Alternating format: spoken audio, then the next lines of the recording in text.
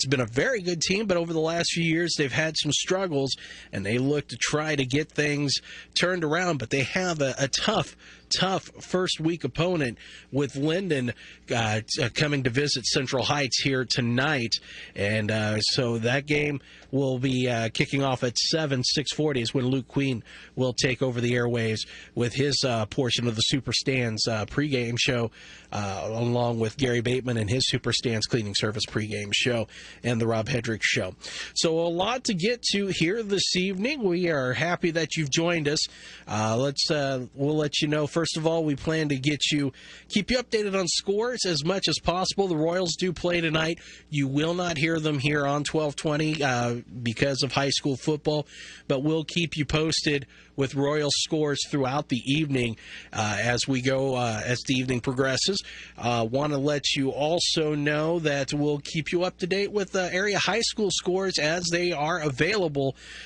So we'll pass those along to Gary and to Luke as the evening goes on. And also want to remind you that when tonight's action wraps up, you can tune in here to 1220 and 103.7 FM and listen to the Kansas High School Scoreboard Show as we will have wrap-ups from all the games going around the state of Kansas tonight. So if you're listening to us and you're from different parts of the state and you want to know what maybe your home high school team is doing, that'll be the show for you at 10 o'clock tonight on 1220 AM and 103.7 FM. Nick Gosnell will be your host for the Kansas High School Scoreboard Show. A big first week of action coming up here, and let's go through the slate of games that we will try to keep you updated on as the evening goes on. As we mentioned, we have Baldwin traveling to Ottawa High. That'll be here on 1220 AM and 103.7 FM. And then the game of the week is Lyndon at Central Heights at KOFO.com. Wellsville, one of the other Franklin County teams on the road to Anderson County. That should be an interesting matchup. Wellsville, traditionally over the last few years, has really done well making it into the state playoffs and actually going deep into the playoffs. They'll take on Anderson County. And field conditions could be a little interesting, as we know that the heavy rains that hit the area yesterday morning, that could cause some issues with the field there. So we want to keep an eye on that as the evening progresses. We'll keep you updated on scores. West Franklin, the other Franklin County team, they'll take on Mission Valley tonight. A little later on tonight here on the Friday Night Lights preview show, we will have some audio from Wellsville's head coach this evening, as we will hear from Brad Berkdahl, and then we'll also hear from West Franklin's coach, Mike Einsfar, as the evening goes on. That'll be here in about 10 minutes or so. We'll have that audio for you here tonight. Other area games that we'll keep an eye on: Northern Heights travels to Osage City. Then Prairie View is at Santa Fe Trail. Meredazine Valley is at Madison Hamilton. Waverly against Lebo. That's a rivalry matchup right out of week one. Waverly has had some success over the last few years, playing well in the state playoffs. We'll see if that continues. Spring Hill and Lewisburg will get underway tonight at 7. That's a game we'll keep an eye out for you on. Paola is at Bonner Springs. Olpe is at Osawatomie, and Colony Crest is at Hartford. And so we will have updates as those become available. Also tonight, here in just a little bit, we're going to hear from Luke Queen as he's down at Central Heights getting ready for the Lyndon Central Heights game. We'll also hear from Gary Bateman from Steve Grogan Stadium, giving you an update as far as that goes. Should be a fun night. It is finally time for football season. It's going to be a little warm tonight, though, and we can take a look at the weather real quick, kind of get you a quick update as far as conditions go. Wind is going to play a role here in ball games around the area. A south wind at 10 to 20 miles per hour, gusts as high as 25 expected. So you know the kicking game is probably going to be affected tonight in around the area for high school football. Wet fields could also be a little bit of an issue depending on drainage, how that worked out. The area around here in the KOF listening area picked up a good amount of rain yesterday, so field conditions are going to be key, but also with the humidity and in the air right now, you could see footing become an issue as the evening goes on, and depending upon with that wet grass and if the field gets torn up, football could become a little slippery. So turnovers could be a key here this evening as we go on. But no chance of rain though, so that is a plus for the games tonight. So no worries about rain or any thunder and lightning, as we expect mostly clear conditions in the area. And the temperature will be dropping out of where it currently sits in the upper 80s, low 90s into the 70s, but not going to get much lower than 74. And as we mentioned, humidity 66%, a dew point of 75, so that it's pretty moist out there, to say the least. When it comes to the air that's out there.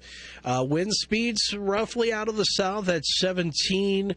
At last report, gusting as high as 26. So, again, that's going to cause some problems. So I'm going to maybe see a little bit of a running game here this evening with most of these teams. But punting and kickoffs are going to really have a tough time with the wind if it continues to blow like that. So that's where we stand with everything right now with the as we get ready for Friday night football. The Friday Night Lights pregame show here on 1220, 103.7 FM, and on KOFO.com. I do want to let you know that coming soon, the KOFO Sports Guides for the 2018 and 2019 year. The Sports Guide includes the sports schedules for all the Franklin County high schools, Ottawa University, and other area high schools in the KOFO listening area.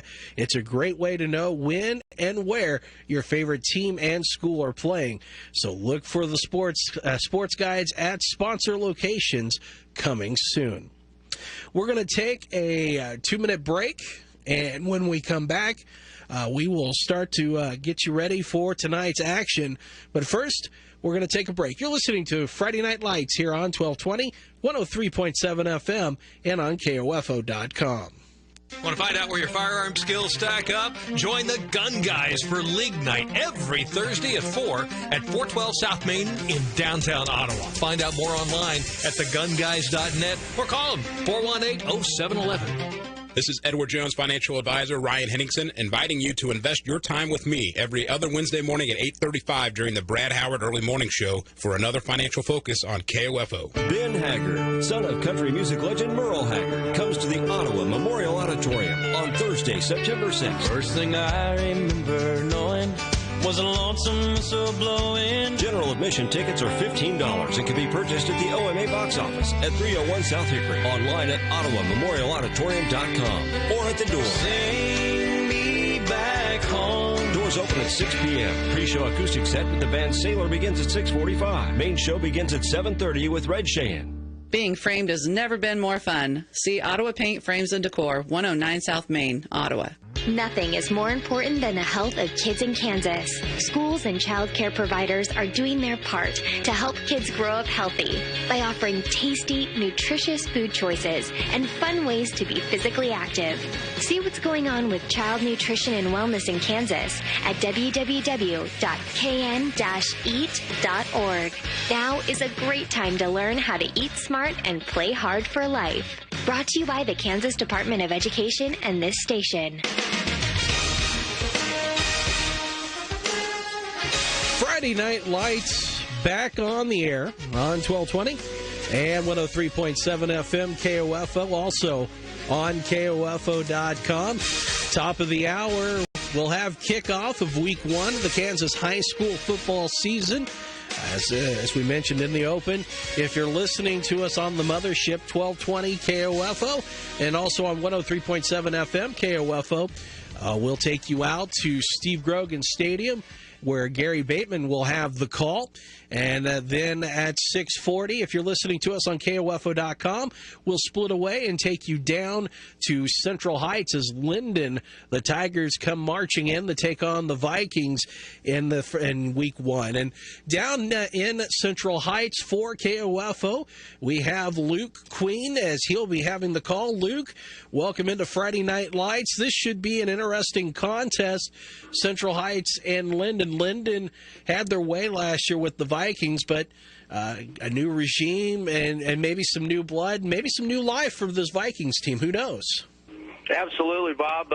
New head coach here at Central Heights, Bob Risch, is going to bring in a little bit of a different style of play, not so much off the edge, but kind of a downhill approach.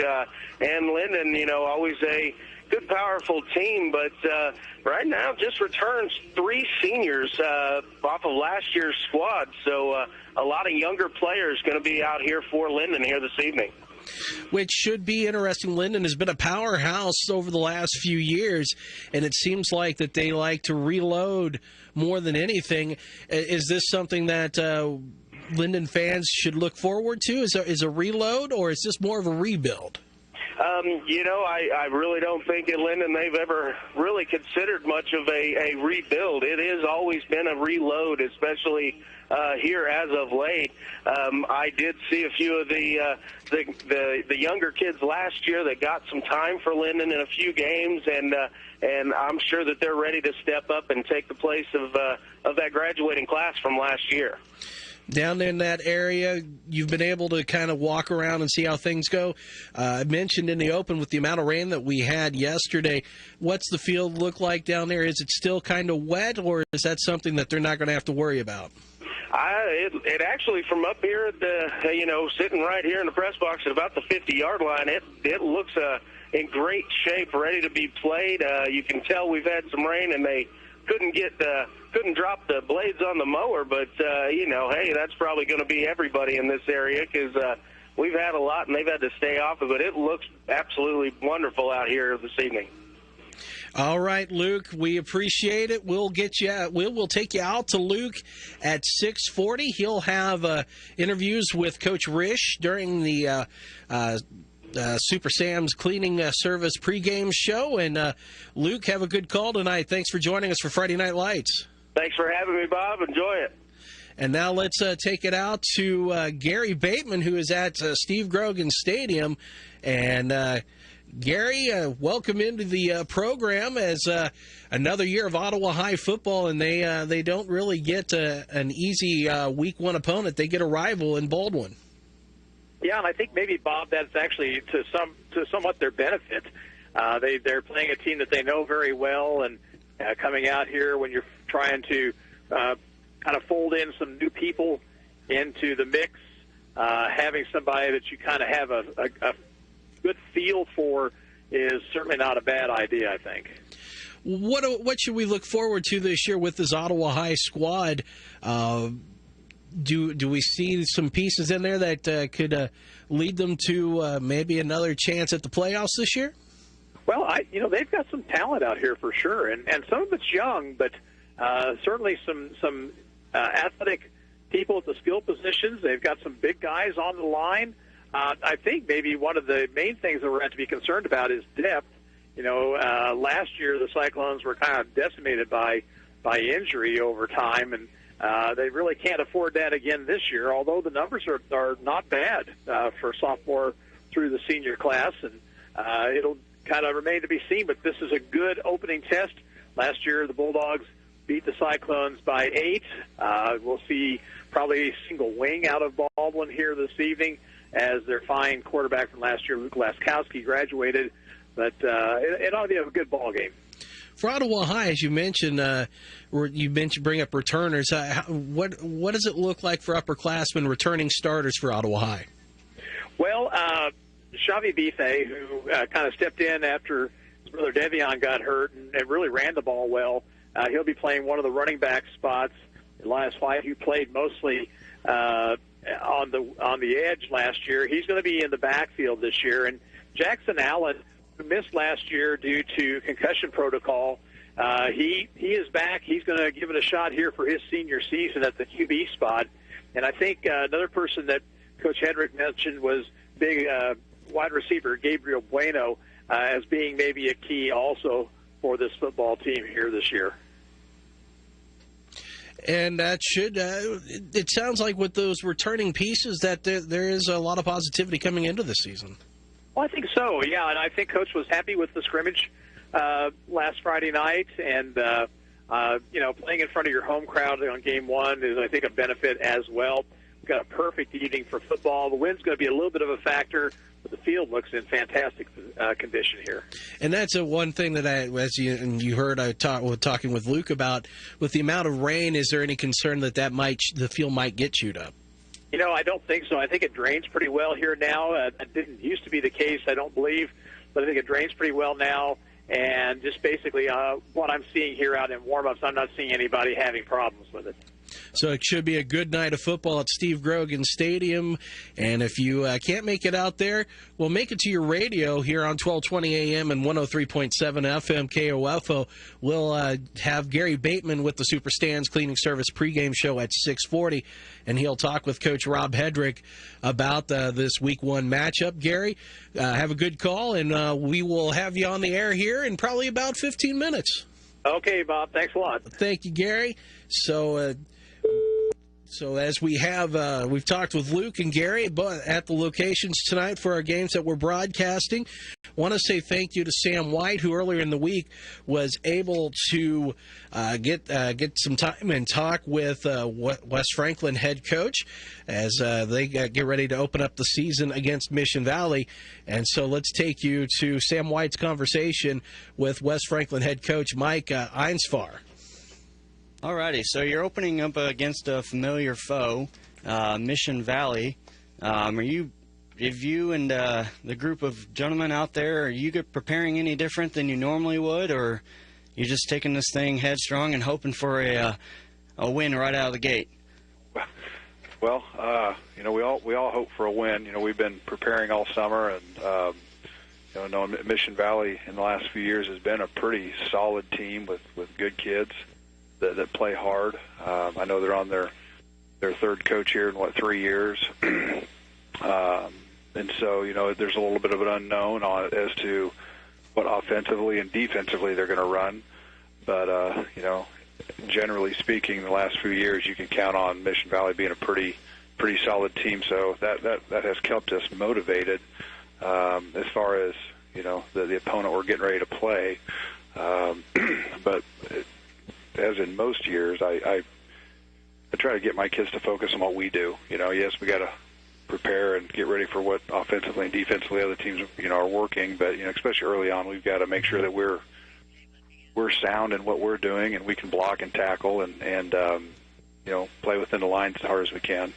And I'm sure regardless of who you're playing, even though it is Mission Valley, the guys, I'm sure, are hyped up and ready to go and ready to get them lights on and excite a crowd. And I'm sure you and the rest of the coaching staff is as well.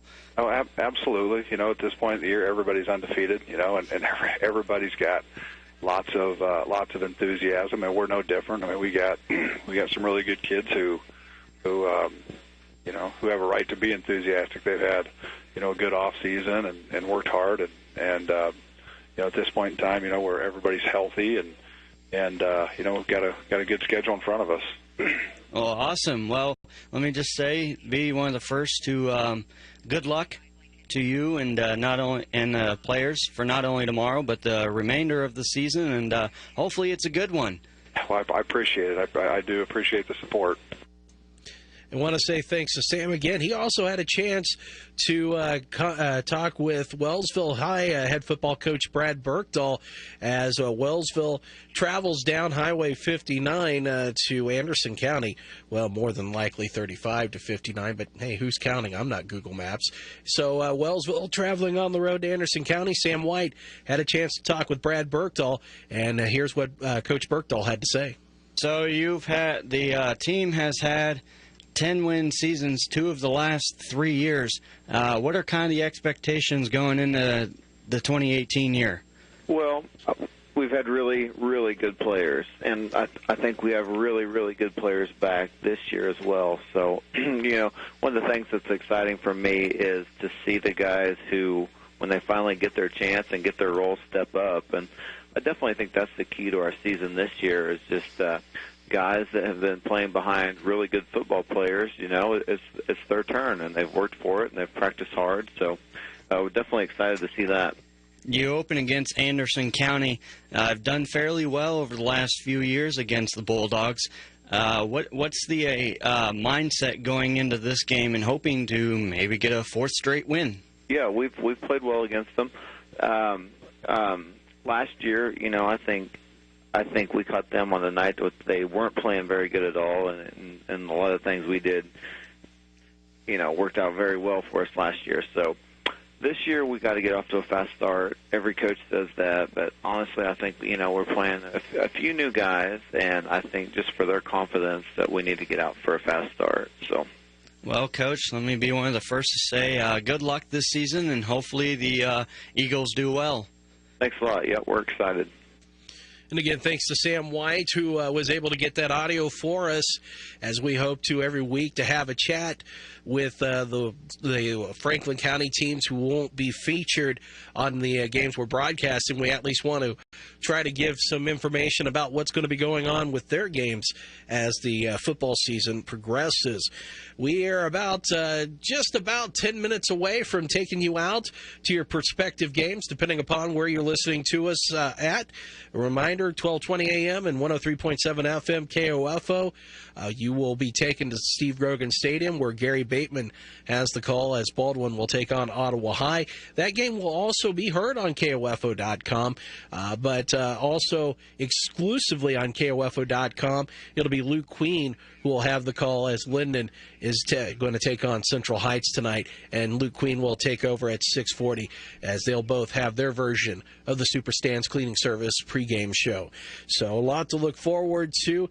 I also want to let you know that the Kansas High School Scoreboard Show is on tonight at 10 o'clock. You can hear scores and highlights from high school football, not only in just our area, but all around the state of Kansas with the Kansas High School Scoreboard Show. Tonight at 10 o'clock, Nick Gosnell will be your host for that program. So definitely want to tune in for that to see what's gone on. We're going to take a 2-minute break, and when we come back, we'll wrap this one up. You're listening to Friday Night Lights here on 1220 and 103.7 FM KOFO.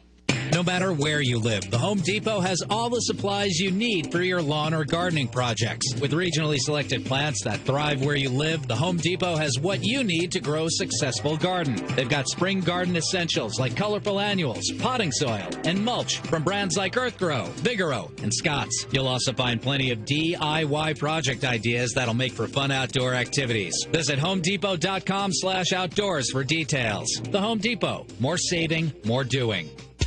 Get to Macy's Labor Day sale and save up to 65% with our lowest prices of the season on furniture, mattresses, and rugs. Like the Jolene 2-piece sectional, lowest price $999. Monroe Queen Bed, lowest price $289. Beauty Rest Sunnyvale Firm Queen Mattress Special, lowest price $397. Plus, get a free adjustable base with your luxury mattress purchase. Right now at Macy's. Savings off sale prices, exclusions apply. Sale ends September 15th.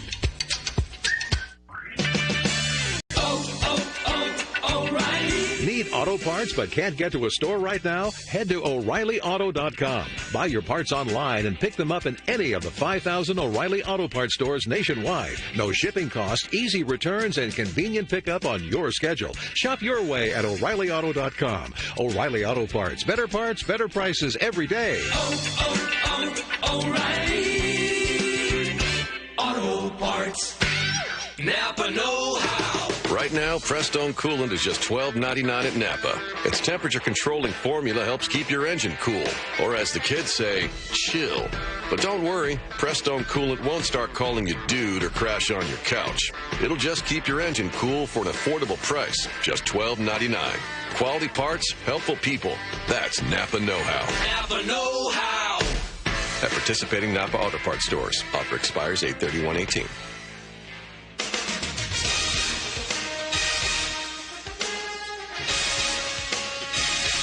Welcome back into Friday Night Lights on 1220 and 103.7 FM KOFO. Also on KOFO.com.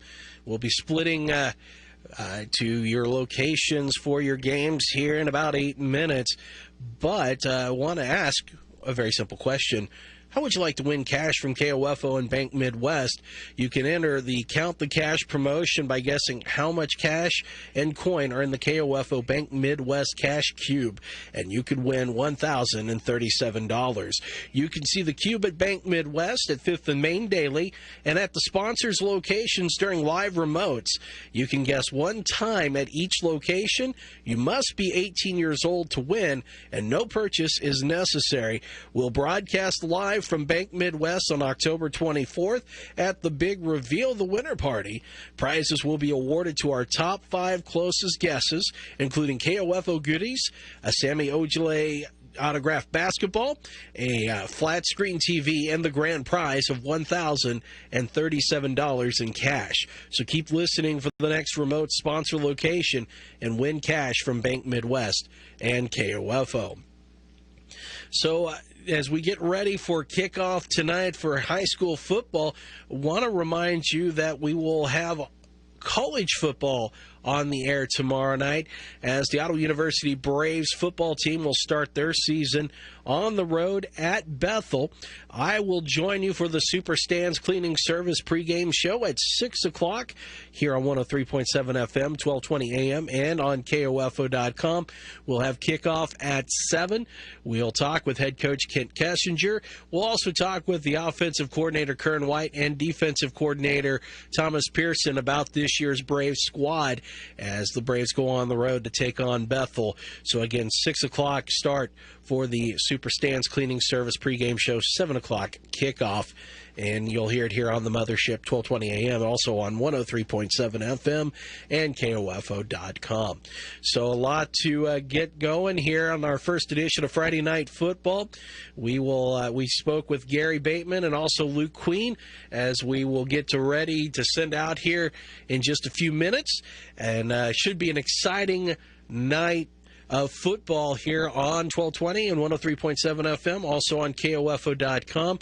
Ottawa High looking to avenge an 8-point loss to Baldwin from last year. And as Gary mentioned, a lot of excitement, a lot of returning pieces. Could be a interesting year for Ottawa High football. So that's going to be fun to kind of pay attention and see how it goes. But it's a big test here on week 1. And then Luke Queen will have the Lyndon Central Heights game.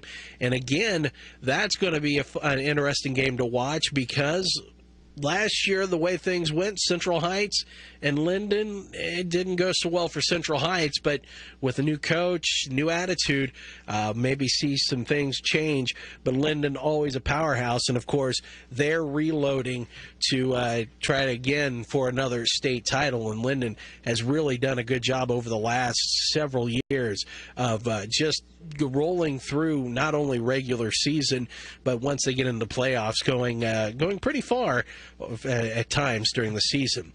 And again, other games we'll keep an eye on for you as the evening progresses. Wellsville at Anderson County, West Franklin at Mission Valley, Northern Heights at Osage City, Prairie View's on the road to Santa Fe Trail, Meridazine Valley travels down the river to Madison Hamilton, Waverly goes to Lebo, Spring Hill will take on Lewisburg in Lewisburg. Paola starts the season on the road at Bonner Springs. It's the Battle of the O's, Olpe and Osawatomie in Osawatomie tonight. And then Colony Crest will take on Hartford. And we'll try to keep you updated on those games as the evening goes on. And it's an exciting time. Football is finally here, and that is great because, well, who doesn't like football? And I didn't hear anyone say no. So, and if you're obviously listening to this, that means you do like football, and we appreciate you joining us here tonight as we get ready for another year of high school football on 1220 and 103.7 FM KOFO, also on KOFO.com with the high school football game of the week. That's going to wrap it up for the first edition of Friday Night Lights. as we get ready to take you out to your prospective games. So we will take our last break, as that's going to wrap it up for us here tonight, and then we'll take you out to Steve Grogan Stadium if you're listening to us on 1220 and 103.7 FM. And if you're listening to us on KOFO.com, we'll take you to Central Heights. Thanks for listening to Friday Night Lights. Taking a road trip this summer? Use a sun shield to keep the interior cool while you're parked. Never leave a child or pet unattended. And pack plenty of water for hydration. This summer driving tip is brought to you by Valero. Every day it's go, go, go, and then go some more. Valero top-tier certified quality fuel keeps engines running cleaner, better, and longer, so you can get right back to going. Find a station near you at ValeroCleanGas.com. I just saved hundreds of dollars by switching to Geico. I should have done this years ago. Disclaimer, traveling back in time is physically impossible unless you know how to build a functioning time machine. Then by all means, travel 25 years back in time, switch your car insurance to Geico. You could save a bunch of money. While you're there, please prevent your younger self from wearing that sleeveless tuxedo t-shirt, parachute pants, and glitter high tops to your senior prom. And at long last, rectify this horrible crime against nature. Geico is absolved of all liability if you destroy the fabric of time and space. Geico. 15 minutes could save you 15% or more. Save on your next oil change when you purchase 5 quarts of Castrol high-mileage motor oil and a MicroGuard filter for the price of Castrol Conventional, now $26.99. Plus, you'll earn double points during O'Rewards Member Appreciation Month and receive a $10 O'Reilly gift card by mail. O'Reilly Auto Parts. Better prices every day. Limits apply. See store for details. O'Reilly Auto Parts. ABC's Red Carpet Rollout, brought to you by the Home Depot. And his team would be dead. They would. That's the job. Angela Bassett there, chewing up her scenes in the blockbuster Mission Impossible Fallout. It was just a tremendous opportunity. Tom Cruise to be a part of this mega franchise has been going strong for 22 years. The Home Depot, more saving, more doing. Now with free carpet installation. Go to homedepot.com/license numbers for details about installation in your state. Stay tuned for the following special presentation from KOFO 1220 and 103.7 FM.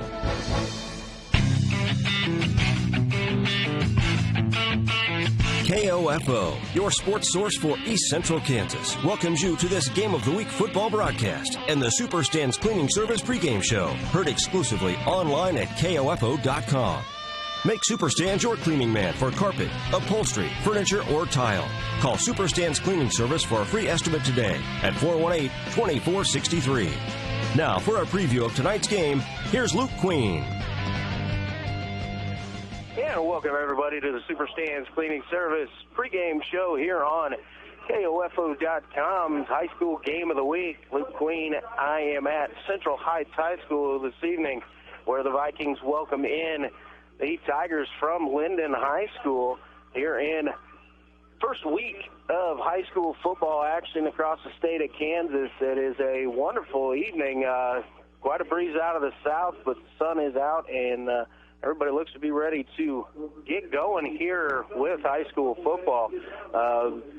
Central Heights comes in this year, new coach, new staff, and kind of a new identity that they are trying to set here down at Heights, as Lyndon is coming off of an incredible season last year, had a wonderful senior class, only returning 3 seniors here this year and 5 juniors, so only 8 really upperclassmen this year for Lyndon. So kind of looking to reload, get these young kids some action, and get started to play. And as I said, Central Heights, new staff all the way around.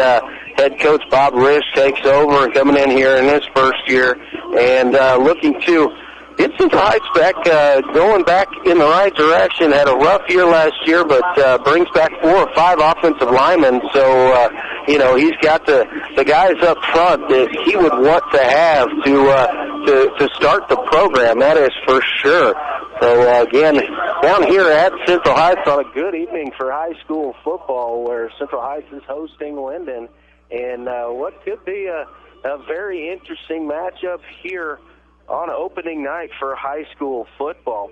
Central Heights will start with Dakota Beers is going to be the starting quarterback. Dakota is a transfer in. He's a senior, and they're going to look to kind of control the line of scrimmage, control the ball, run hard, downhill runs in between the tackles, and really control the line of scrimmage. Same thing defensively for Central Heights is they're gonna really try and keep things up front and keep everything contained along the outside. But Lyndon has had a high-powered offense, spread the ball around a lot, spread receivers out wide, a lot of shotgun action and counter runs and things like that. Really a high-powered, explosive offense that the Tigers bring in here this evening, and usually ends up being a fun football game to watch. Well, I want to take a quick time out, so I'm going to send it back to the studio and bring it back for a quick interview with head coach of Central Heights, Bob Risch. But you are listening to the Super Stands Cleaning Service pregame show. Here is a high school game of the week on KOFO.com. Ask any coach. Wishing for a good game is not the best game plan. At home, wishing your carpet and furniture were clean isn't much of a game plan either. Stop wishing. Let Super Stan be your cleaning man. Super Stan's Cleaning Service at 418-2463. Stan's been making life clean, fresh, and more enjoyable for your friends and neighbors for over 40 years. Kids, pets, unexpected visits from relatives, they all can take a toll on your carpet. Live life clean and fresh. Call Super Stan's Cleaning Service today at 418-2463. Let Stan be your cleaning man. 418-2463. KOFO and State Farm agent Ryan Dispro are sending you to see the Kansas City Royals at the K this season. To win tickets, register at Ryan's State Farm office at 504 Redbud Avenue in Garnett. And you could be there to see the Royals host the Chicago White Sox on September 10th. We'll announce the winner on September 5th during the Brad Howard Early Morning Show. Next one to Merrifield is drilled to deep left center field. Back goes the center fielder Allen, and gone. Merrifield. Register now to see the Kansas City Royals from State Farm agent Ryan Dispro and KOFO. Welcome back to the Super Stands Cleaning Service pregame show here on KOFO.com. This is Luke Queen, and I am here with Central Heights Vikings head football coach Bob Risch. And, Coach, last season was a little bit of a rough year for you all. You had some injuries to some upperclassmen at important positions. And kind of struggled to finish out the year, but the boys played hard and did just that and finished it off strong. But heading into this season, where some of those younger players kind of got a little bit of time last year, what do you kind of see as your team's strengths heading into this season? Is it the defense? Is it the offense? What are you looking for out of your boys going on into this year? So coming in new, me taking over this program this summer, that's one of the things that I did see on film that really impressed me was just their effort overall. Kids working hard, but again with those injuries, had a lot of young kids getting some playing time early. But coming back to this year, all the work we put in this summer. Kids coming in, spending hours a week in the weight room and on the practice field getting ready. I think it's really seeing a difference made in the program so far. So I think one of our strengths this year is going to be some of that experience. Our O-line pretty much returning 4 starters from last year, returning quite a few skill positions also. So with some of those injuries that did happen last year, it gave some of those younger kids time to get on the field, get some opportunities to get some experience, and then also know what they need to work on this summer to get stronger and faster and bigger and be more prepared going into this year. So I think O-line wise, we're looking. We've got a pretty good core group there that's got some experience, and we have a few skill guys coming back. That's I think would be really big for us this year. Well, that's great. So you've got a good line. I mean, 4 out of 5 offensive linemen returning has got to be a nice thing as a new coach coming in to kind of have that base set up there. Offensively, any major changes that you noticed after watching the films from the style of offense they ran last year? Is there anything new that you're putting in, more of a up-tempo, or is it a ball-controlled type of offense that you're going to run? Definitely more of a control the ball, eat the clock, take our time, be a little more methodical. making sure that we're in the right place and we're ready to go, and breaking the huddle, and then a lot more downhill runs. Watching film from last year, they try to spread the ball a little bit more and get to the edge, and our plan is to be a little more methodical and come right at you. So be a little more aggressive with that returning O-line. We have some experience up front to really help us run the ball in between the tackles. So.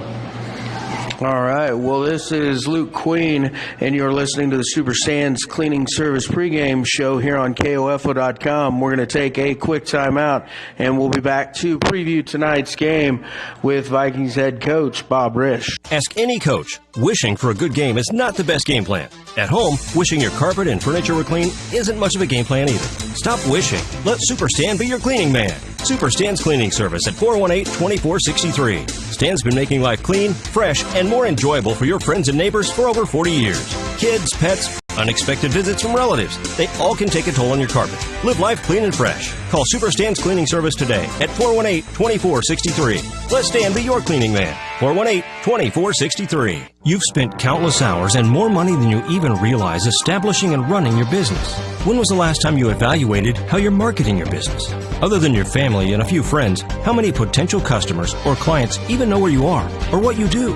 KOFO Marketing can help. Local radio advertising is still one of the most effective and affordable ways to share your message every day.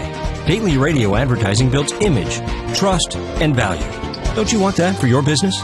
Email sales@kofo.com or call 242-1220. And welcome back here to the Super Stands Cleaning Service pregame show. This is Luke Queen with Viking head coach Bob Risch. And Coach, Lyndon is a very good football program and has been a very explosive offense in the recent years. What are you kind of keying on this year or going into tonight's ball game against the Tigers to try and slow down that offense?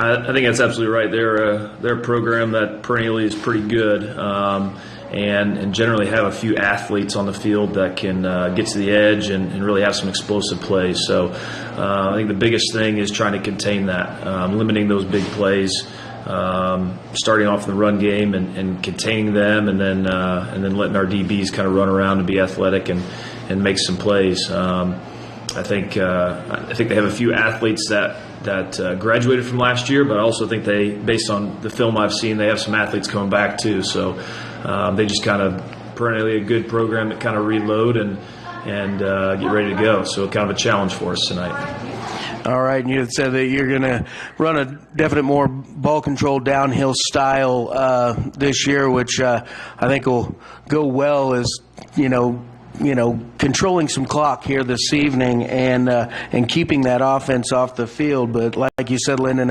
usually has quite a few athletes out there that can make big plays, and so defensively they're usually pretty tough tasks themselves. But good luck here this evening, and we appreciate you taking the time to join me today.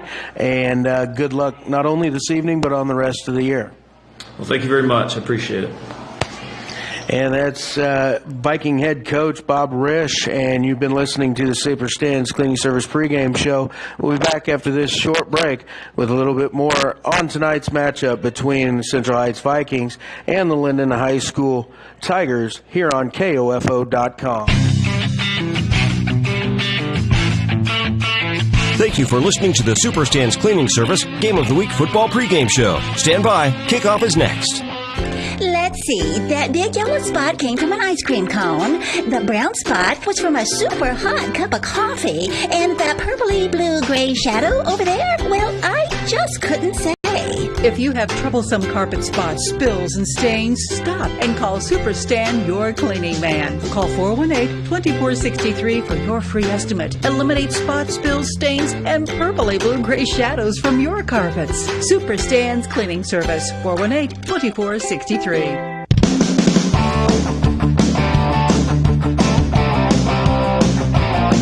KOFO, your sports source for East Central Kansas, welcomes you to this Game of the Week football broadcast, heard exclusively online at KOFO.com. Tonight, the Central Heights Vikings host the Lyndon Tigers. This KOFO Game of the Week is being brought to you by Sutton's Jewelry, Quality Structures Incorporated, Ransom Memorial Health, Modern Woodman Agent Dale Pearson, Ottawa University, and by Lamb Roberts Funeral Home, Super Stan's Cleaning Service, Kramer Pharmacy, Kansas State Bank, Cosentino's Price Chopper. Ottawa Cyclone football on KOFO is also brought to you by the Ottawa Recreation Commission, Adamson Brothers, Dingle and Son Mortuary, Arvest Bank, CarStar, C.S. Cunningham Construction, and by Leon's, the Ottawa Herald, Bank Midwest, Lyndon High School, Osage County Attorney Brandon Jones, Agmark LLC, Lyndon State Bank, and State Farm Agent Keith King. Now let's return to the field and join Luke Queen for this KOFO Game of the Week. Yeah, welcome back, everybody, here at Central Heights High School. This is Luke Queen with the high school game of the week at Central Heights, playing host to Lyndon here this evening, here in the opening week of high school football across the state of Kansas. So both teams looking to get out on top to start the season, and Central Heights coming in with a new coaching staff led by head coach Bob Risch, who you just heard kind of give his breakdown of, what he's looking for headed into the season and some changes that he made. But Coach Risch is returning 4 out of 5 starting offensive linemen and, looking to really set the tone, running the football, controlling the clock, and doing the same defensively, kind of maintaining the edge, keeping the ball carrier inside the tackles and really plugging up some holes and allowing his linebackers and defensive backs to come up and be athletes and make tackles. Lyndon, high-powered offense over the years, really is kind of trying to reload at this time. 3 seniors on the roster, 5 juniors, so a roster filled with freshmen and sophomores, but the upperclassmen are kind of holding down the fort as they as the starters, but there is an injury to starting quarterback or projected starting quarterback for Lyndon, and starting quarterback tonight for the Tigers will be freshman Darian Massey. For Central Heights, it is transfer student Dakota Beers, who is a senior. Beers is a tall quarterback, looks to be, very lanky, athletic, and we'll see what Beers will be asked to do. They're now having the captains go out to midfield for the toss with the officials, and we're going to get ready for high school football action. The football season is ready to go. So with that, we're going to take a little time out here, send it back to the studio, and bring it back for kickoff. You're listening to High School Game of the Week here on KOFO.com. At State Farm, our goal is to help people manage the risks of everyday life, recover from the unexpected, and realize their dreams. This is State Farm Agent Keith King in Ottawa. Let me help you protect what's most important to you. Give my office a call at 785-242-9435 or stop by at 111 South Main Street in Ottawa. This is Craig Dingle of Dingle and Son Mortuary. Pre-arrangements make the difference of a family that is stressed and a family that is free to grieve, to celebrate a life. Consider making your pre-arrangements to lift the burden. Dingle and Son Mortuary, 785-242-2323. The Lyndon High School staff and faculty pride themselves on making sure their student athletes are fully prepared to achieve their best potential, both in the classroom and on the court. They strive to teach good sportsmanship, but they don't do it alone. They thank the many businesses and community members who support the school and its students in various activities throughout the year, and they wish the Lyndon Tigers football team the very best of luck in tonight's game. It's always a great day to be a Lyndon Tiger. As your Osage County attorney, Brandon Jones and his staff strive to keep the community safe and a great place to live and raise a family. That's why the Osage County Attorney's Office reminds you to keep an eye out for students walking or riding bikes in the neighborhood to and from school. Our children are our future, so please be aware, use caution, and obey the law in school zones. Whether it's Osage County or your neighborhood in East Central Kansas, let's keep our kids safe. A friendly reminder from the Osage County Attorney's Office in Lyndon. Go Tigers!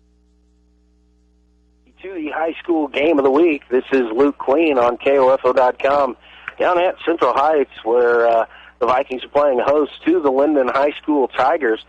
Central Heights won the coin toss, elected to defer, and they will kick off to the Tigers, and Central Heights will defend the south end zone here in the first quarter. So they are going left to right by my view.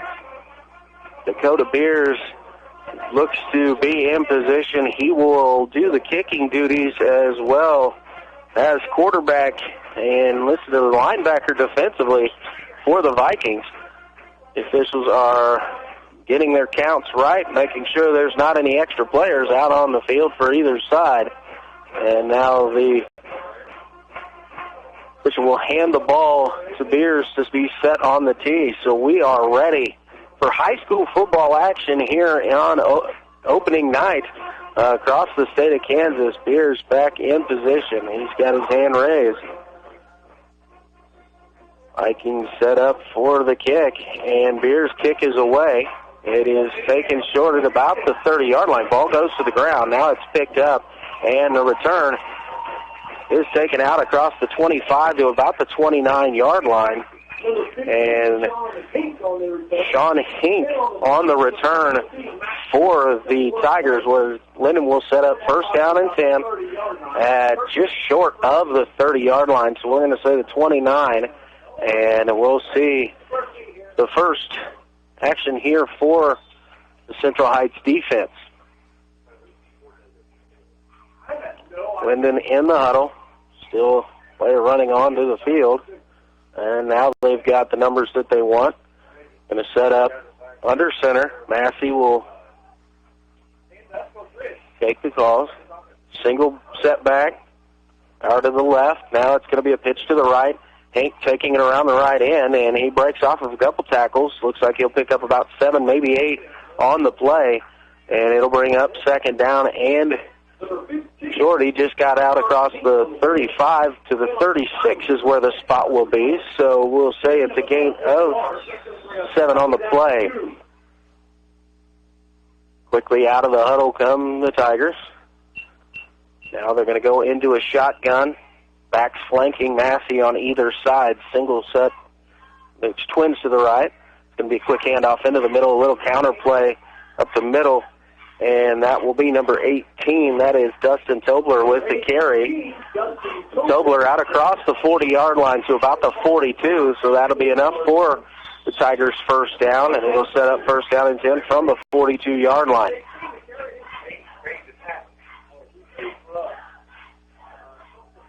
So far, Lyndon keeping the ball on the ground. Couple counters and a dive play. This time they're going back under center, power I formation, single receivers each side. Massey takes the snap. He's going to turn, gives to Hink. Hink breaks the first tackle, goes into the second, falls forward across the 45 to about the 46-yard line. Let's pick up of about 5 yards on the play, so it'll bring up second down and 5. Is everything good in there? Lyndon staying inside the tackles really so far here this evening on their first series.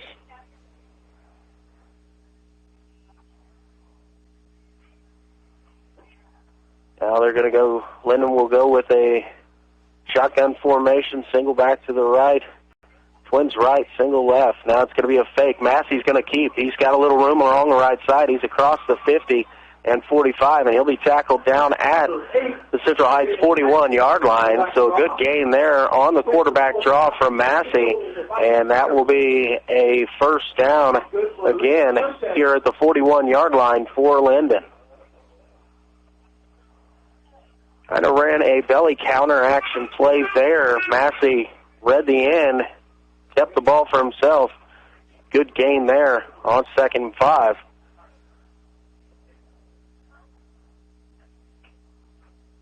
Massey in shotgun, and he'll take it, and it's going to be a straight quarterback lead play there. He'll be across the 40 down to about the 38-yard line, so modest gain on first down of about 3 yards. Second down and 7 to go here for Lyndon, with just over 9 minutes remaining here in the first quarter. Lyndon is definitely not going as high-powered as they have in the past, but here Massey sets up. He's got twin receivers each side. He's in a short shotgun formation. He's going to fake the Hink. He's going up in the air, Flag on the play. Pass is intercepted by Central Heights, and it's a return down the right side. There's some room to go, and now pushed out of bounds at the Lyndon 46-yard line.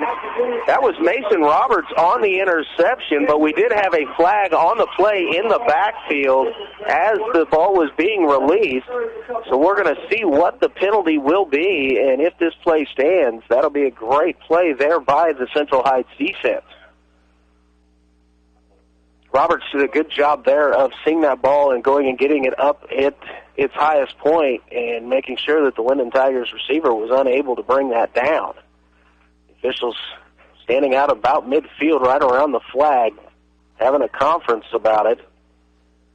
And now we're going to have holding against Lyndon, and so the penalty will be declined, and that turnover will stand. So with 8:52 remaining here in the first quarter, interception by Mason Roberts for Central Heights, and sets up Central Heights at its, and I believe actually that will be So that'll take the ball back to their own. and we had a flag error on Central Heights that I missed out on, so that actually backs up the Vikings. It looks like possibly a unsportsmanlike or something there, as that'll back it up 15 yards. So they'll start inside their own 40 at the 36 instead of across midfield. Pierce gets under center. Power eye backfield, single receivers each side. Pierce turns, is going to give to running back on the play. And Devin Anderson was the running back. Good gain there on first down of about 4 yards out across the 40-yard line to about the 42. So it'll bring up second down and 6 for Central Heights. 5 yards on the play. We'll bring it second down and 5. Here's again under center. Again, going to turn and give the ball to Anderson. Anderson along the left side, breaking tackles and now breaking into the secondary across the 50-yard line. He'll be brought down at the 46 of Lyndon. Good carry there on 2nd and 6 for Devin Anderson. Nice run going through a few arm tackles there by Lyndon and almost was able to break away. So 1st and 10 Vikings at the 46. Central Heights staying with what Coach Risch said that they would do, and that would be kind of going hard inside the tackles. Now Beers will be in the shotgun.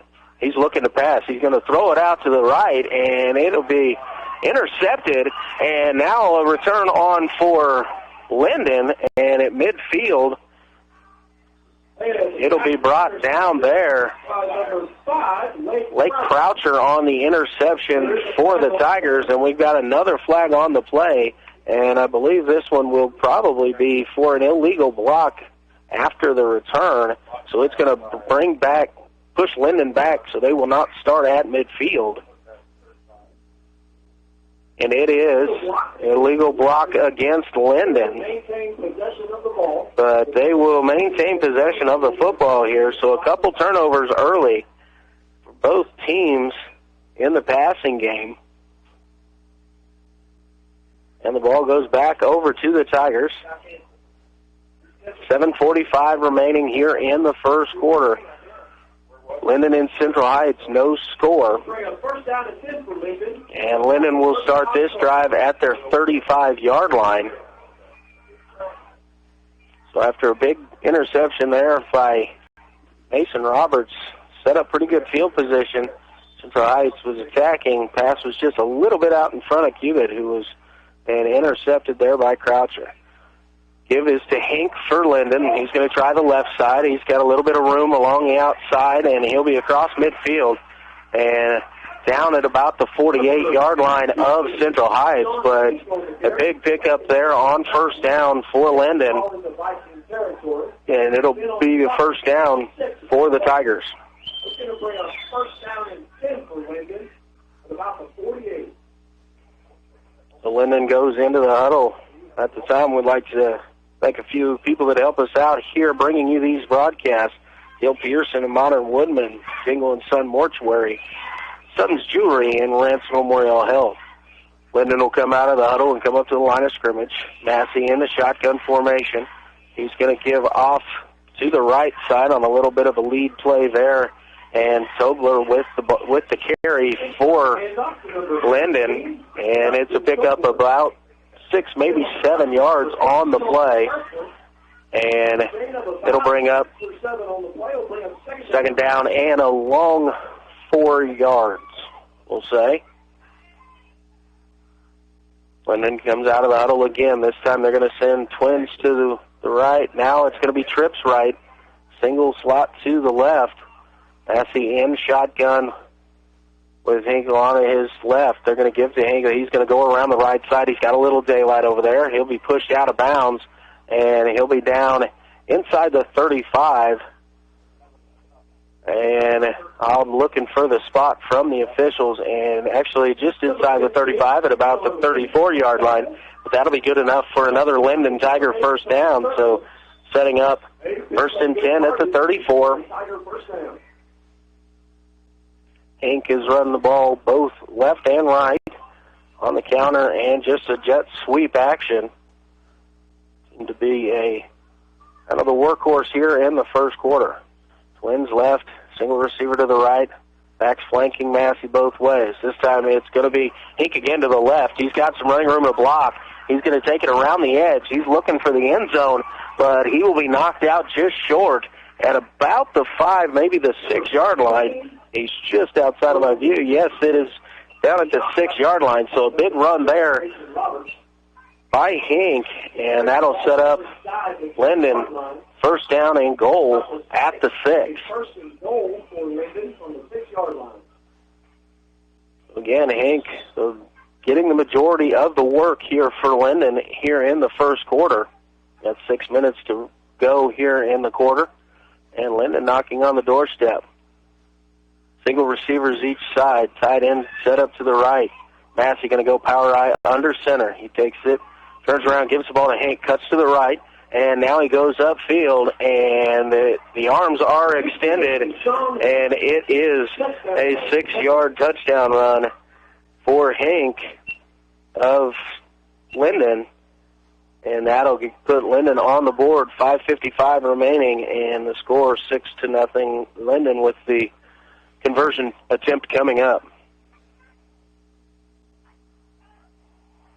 So a couple turnovers here early in the first quarter, and Lyndon able to put the drive together and capitalize here on the second. The interception there by Lake Croucher. Lyndon will set up and go for 2. Single receivers each side. Massey in the shotgun, 2 backs to his right. He's going to keep it himself and have nowhere to go, and he'll be shut down. So the point conversion is no good. And with the score 6-0 Lyndon, 5:55 remaining here in the first quarter, we're going to take a 60-second timeout. You're listening to High School Football on KOFO.com. Eric Price and his staff at the Lamb Roberts Funeral Homes are proud to sponsor this KOFO sports broadcast and honored to help so many families in the community with compassionate care when it's needed most. Lamb Roberts Funeral Home, Ottawa, Baldwin City, and Overbrook. At State Farm, our goal is to help people manage the risks of everyday life, recover from the unexpected, and realize their dreams. This is State Farm Agent Keith King in Ottawa. Let me help you protect what's most important to you. Give my office a call at 785-242-9435 or stop by at 111 South Main Street in Ottawa. The Lyndon High School staff and faculty pride themselves on making sure their student athletes are fully prepared to achieve their best potential, both in the classroom and on the court. They strive to teach good sportsmanship, but they don't do it alone. They thank the many businesses and community members who support the school and its students in various activities throughout the year, and they wish the Lyndon Tigers football team the very best of luck in tonight's game. It's always a great day to be a Lyndon Tiger. And welcome back here to the high school game of the week. This is Luke Queen at Central Heights High School, where Lyndon, with 5:55 remaining here in the first quarter, is taking a 6-0 lead on a 6-yard run from Sean Hink. Lyndon setting to kick off. Hink looks to do the kicking duties as well for the Tigers. Back deep for the Vikings, Matt Cubitt.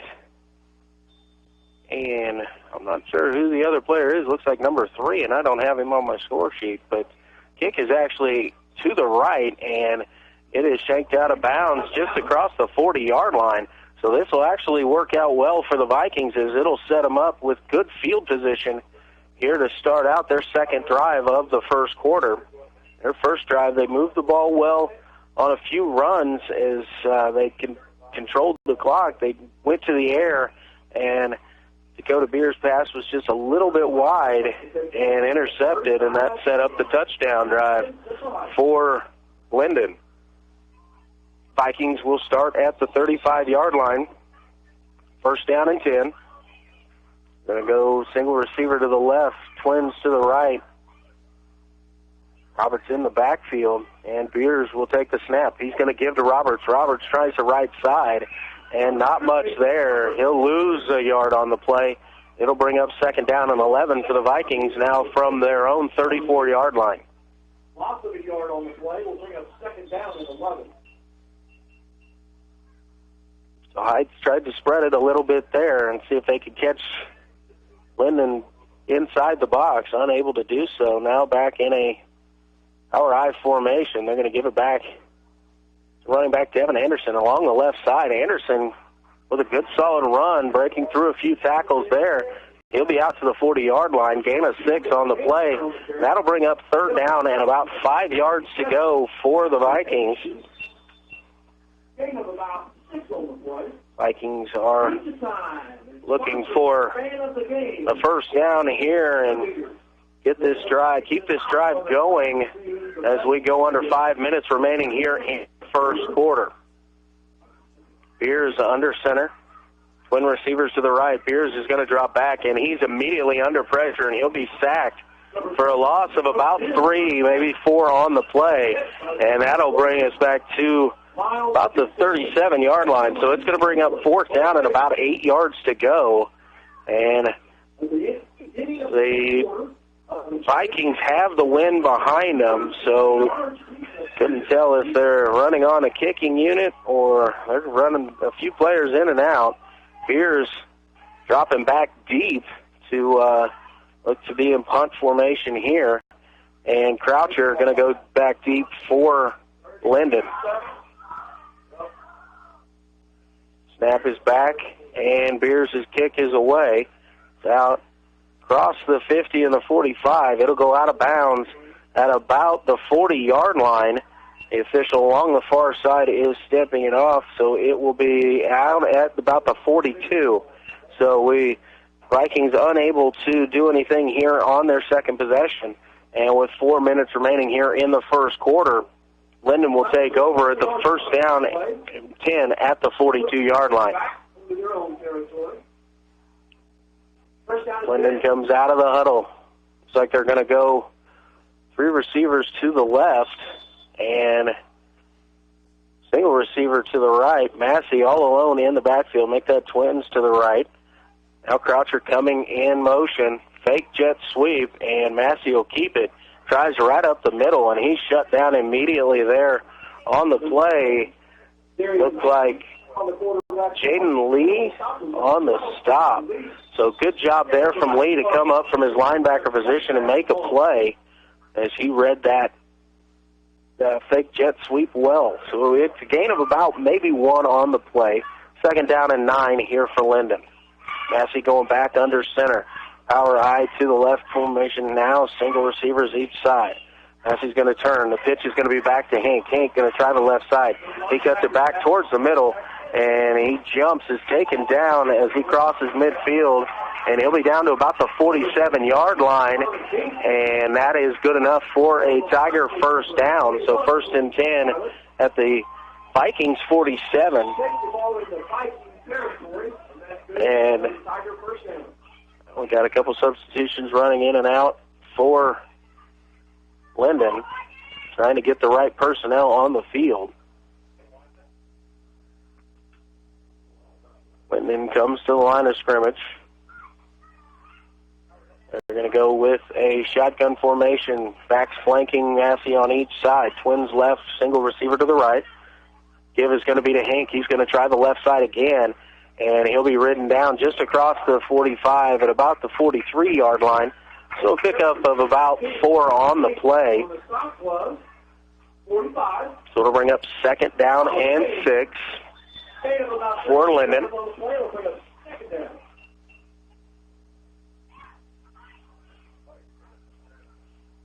And then again, breaking the huddle here. Going to go single receiver to each side. Again, the power I formation with a little loaded up on the left side. Massey under center. It's going to be a dive play right up the middle. And Tolbert going to take it there across the 40. He'll be marked down at the just across the 39-yard line, and it'll bring up third down and short here. Tobler didn't quite make it to the line to gain, but third down and short as we approach 2 minutes remaining here in the first quarter. Lyndon comes to the line of scrimmage this time in the shotgun formation. Massey will take the snap. Again, he's going to give to Hink, try the left side. Not immediately, but kind of fell forward. And looks like he'll be marked down just short of the 35-yard line, but that will be enough for the first down, and it'll bring up first down and 10 just outside the 35-yard line for Lyndon. A good play there on the edge to get to the back quickly, but he was able to fall forward and get across the line to gain of about 2 on the play. Twins to the right, single receiver left, Massey in shotgun. Hink flanks him to the right. Massey this time will roll to his right. He's looking to throw. He's going to dump it short. That pass will be caught along the right side. That was the tight end, Miles Kitzelman, on the reception, and Kitzelman will gain about 9 yards on the play as he'll be down, taken out of bounds just outside the 25-yard line. Maybe second down and short to go here for Lyndon.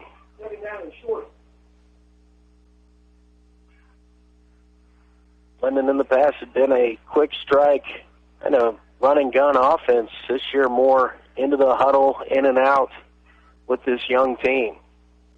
Twin receivers to the left, single receiver to the right. Massey in shotgun. He's going to give the ball to Hink again, trying the left side. He'll be across the 25. He'll be taken down at about the 21-yard line. So he'll gain about 5 on the play, and that'll be good for another first down. Got just under 40 seconds remaining here in the first quarter. Lyndon leads 6-0 and is driving. So right now they have the ball just outside the red zone at the 21-yard line. Lyndon will have to run one more play here as the clock continues to wind down, now at about 20 seconds. Massey has everybody spread, 5 receivers out there, 3 to the right, 2 to the left. Now Tolbert comes in motion. He's going to take it on a jet sweep. He's going to try the right side, and he'll be tackled just inside the 15-yard line at about the 14, and that will not be enough for the first down. And we have reached the end of the first quarter here at Central Heights. So at the end of quarter number 1, it is Lyndon 6, Central Heights 0. We're going to be back in just a couple minutes with the second quarter of action. You're listening to high school football here on KOFO.com. Agmark LLC would like to wish the area sports teams good luck this season. Agmark has been providing grain marketing solutions for almost 20 years and is proud to be part of your Kansas community.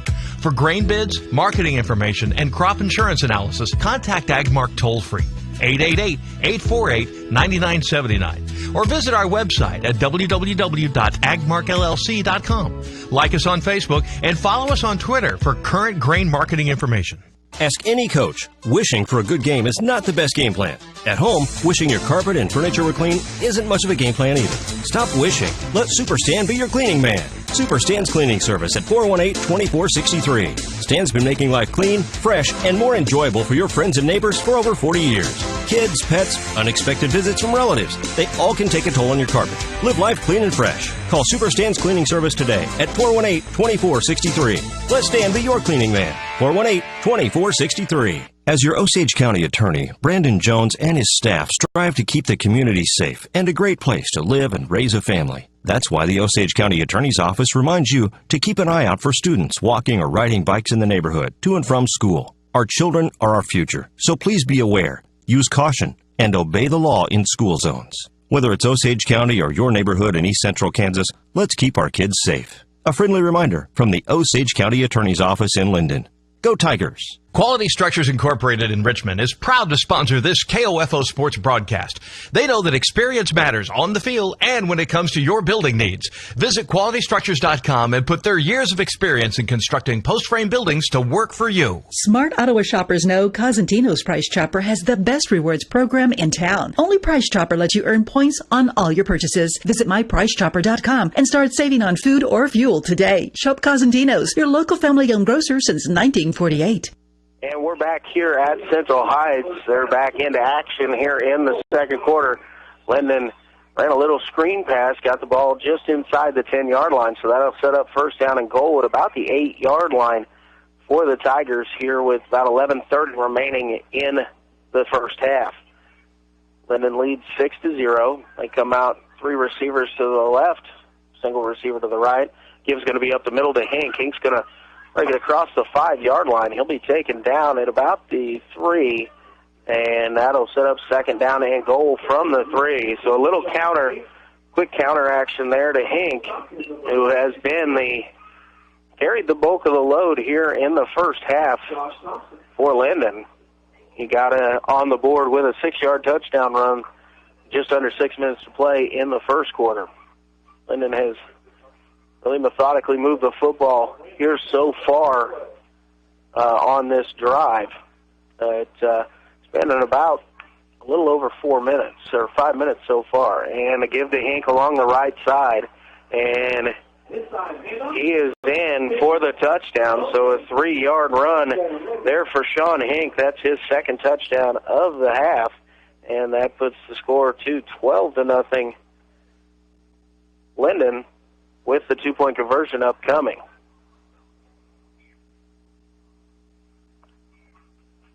Running in some new personnel. Actually, that was Massey running over to the sideline to get the play from his coach. He'll bring it back to the huddle. Going to split some receivers out, single each way. Going to load up along the line, double tight end set. Massey got 2 backs behind him. He'll take the snap. He's going to give it to Hink. Hink, not much to go. Breaks 1 tackle and gets to the edge, and the 2-point conversion is good for Sean Hink to run the score to Lyndon 14, Central Heights 0, with 10:42 remaining here in the first half. We're going to take a quick 60-second timeout. You're listening to High School Football on KOFO.com. Lyndon State Bank is proud to be your hometown bank and proud to be a sponsor of tonight's game. Being locally owned and operated allows us to support our schools, which is a priority to us. It's one of the many ways it shows we're big enough to serve and small enough to care. Check out our newest product to make your life easier. Lyndon State Bank Hometown Anywhere Mobile Banking. Download the app for free at Apple's App Store or the Google Play Store. Go Tigers! Kramer Pharmacy, downtown Ottawa, hopes you're enjoying this KOFO sports broadcast and wishes all the area teams good luck this season. Call Kramer Pharmacy today and ask about their convenient MedSync program that allows you to have all your prescriptions filled at the same time each month. Call 242-2055. Summers in Kansas are hot. Is your AC ready for that? Call Adamson Brothers for a spring tune-up today at 785-242-9273. Adamson Brothers, maintaining your comfort for over 30 years. And welcome back here to the game of the week. Luke Queen at Central Heights High School here in the second quarter, 10:42 remaining in the half, and Lyndon leading over Central Heights by a score of 14-0. Sean Hink been carrying the load so far for Lyndon, 2 touchdown runs, one from 6 yards out and this last one from 3 yards out. He also added the 2-point conversion run on the last drive to put us at 14-0. Hink also manages the kicking duties for the Tigers, so he is back to kick off. It's like Mason Roberts and Matt Cubitt will be deep for the Vikings. It'll be Roberts that will take the kickoff. Brings it out across the 25, approaching the 30-yard line. and he'll be brought down just short of the 30 at about the 29. So a good return there of about 19, maybe 20 yards for Roberts, and that'll set up the Vikings for the drive here, heading towards the south end, and they'll be at their own 29-yard line. Rides has done an okay job up front so far of getting some good runs.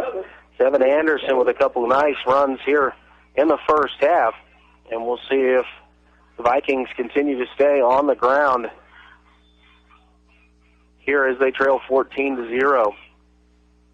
Here's going to pitch it back. It'll be Anderson trying the right side, and on the pitch, not much there. He'll actually lose a couple yards on the play. He'll be down back at about the 26-yard line. So a loss of about 3 on the pitch as the Vikings are unable to set up the edge and get Anderson on that outside. And we've got a timeout on the field called by Central Heights. We'll take it with them, a 60-second timeout. You're listening to high school football here on KOFO.com. And we're back. One more round, Cindy, and you win. I'm ready. Name a bank with at least 250 locations. Arvest Bank. Yes. Name a bank with longer hours and award-winning service. Arvest. Yes, that can give you a mortgage, credit card, or loan. Arvest. Has a free blue checking account you can open online. Arvest. And has an online switch kit. Arvest Bank. That is correct. You're a winner. You can be a winner, too, when you open a free blue checking at Arvest Bank. Go to arvest.com/switch or visit a friendly nearby associate. Equal housing lender. Have you seen the Colosseum in Rome? Kind of crumbly looking, isn't it? That's because it wasn't built by C.S. Cunningham Concrete. In fact, if C.S. Cunningham had been around back then, the Leaning Tower of Pisa would simply be known as the Tower of Pisa. No lean. That's because C.S. Cunningham Concrete does it right, with fully trained and licensed workers. If they'd built the London Bridge, there'd be no song about it falling down. Commercial, residential, concrete. C.S. Cunningham, 785-242-7101. And welcome back here to the game of the week. And Central Heights takes a snap. Peters hands it off to Anderson. Anderson trying right between the tackles, and not much room there as he'll get back to the line of scrimmage. And he'll be back right now at the 26, maybe the 25-yard line. So maybe another loss of 1 on the play. And this will set up third and about 14 coming up here for Central Heights. Couple of scores to update you on. Wellsville currently leads over Anderson County 8-0 down at Garnett, and Paola currently up 20-0 on Bonner Springs. Here's in trouble as he takes a shotgun snap. He'll go down. Another loss on the play, and he'll be dropped back at about the 19-yard line. So a loss of about 6 on the play. That'll bring up 4th down and a long way to go. So I think Bears will have to go back into punt formation here, and Vikings heading into the wind. So a very difficult punting situation here for Bears. Croucher and Tate, Wells back. Croucher deep, Wells a little bit more shallow here for the return. Central Heights missing someone and trying to run somebody in here late on punt team. Just getting in here and get the snap off. The kick is away. It's along the far side of the field. It takes a Lyndon bounce, and it'll be down at about the 35-yard line. So Lyndon will take over with great field position here with 8.5 minutes remaining here in the first half and a 14-0 lead. Lyndon will have the ball at about the 35, 36-yard line. Just outside the 35 is where they will start this drive from. Lyndon has scored on their last 2 drives. Sean Hink, touchdown runs of 6 yards and 3 yards. Hink again, the deep back in the power I formation. Massey will turn. He's going to give to Hink. He'll try the right side. He's got a little room. Takes it across the 30, and now the 25, and he'll be tackled down near the 20-yard line. It looks like a little bit of a fumble on the play. I didn't see that at first, but it was jumped on there by Lyndon. And so the ball will be moved back to the 25-yard line where the Ball popped loose, but recovered by Lyndon, so they'll have it just inside the 25. First down and 10 to go.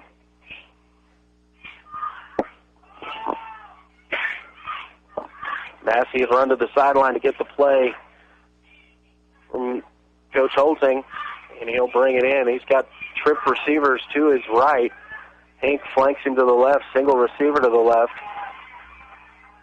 Massey in the shotgun formation. Going to pass. He's going to throw a little bubble screen out to the right, and it is overthrown. He was looking there for Croucher on that pass, but overthrew his intended receiver, so the ball go out of bounds. It'll be second down. Wasn't quite sure originally if that was a forward pass. Thought it might have been considered a fumble, but they're giving him the forward pass, so it'll be just inside, again, the 25-yard line. Second down and 10. After comes to the right. Wells out to the left. Massey in shotgun. Running backs flank each side. Give is going to be to Hank. He's going to try to the right. Low counter. And he steps over one Viking defender, and he'll be down just outside the 15 at about the 16-yard line. And it looks like that'll be just short of the line to gain. So it'll bring up about third down and about a yard to go for the first down. It's a long yard to get across the 15 and almost to the 14-yard line.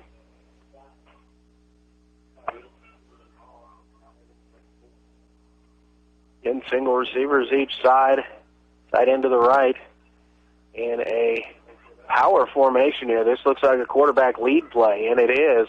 And Massey will get across the 15 and the 14 down to about the 13-yard line. Good enough for a Lyndon first down, and it'll keep the drive alive as they've got first down and 10 at the 12-yard line.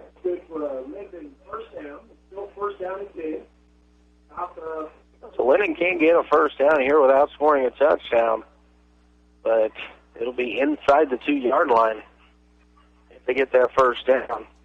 Three receivers to the right, single to the left. Hank flanking Massey. Massey will fake the handoff. He's going to go to his right. He's inside the 10 at about the 9-yard line, where he's tackled by a host of Viking defenders. It'll be a gain of about 3, maybe 4 on the play.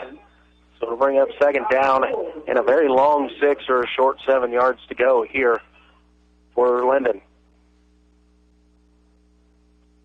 Lyndon in the huddle. The play call. Now they're break the huddle and head to the line of scrimmage. This time they've got 2 receivers to the left, single receiver to the right. Again, the running backs will flank Massey in the shotgun formation. Give is going to be to Hank. He's going to go to the left side. Gets a little bit of a push forward. He's fighting, and he'll be down at about the 5-yard line.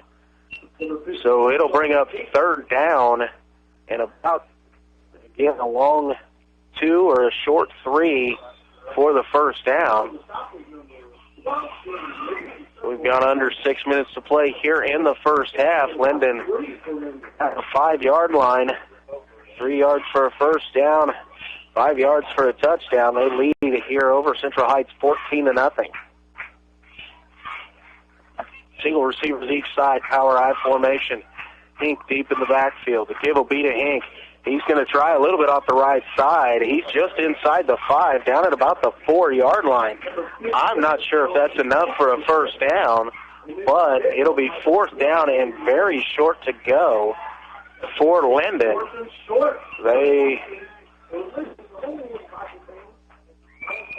Lyndon in the huddle now. Massey gets the play call, looks down to his play sheet on his wrist, and now Lyndon will break the huddle to come to the line of scrimmage.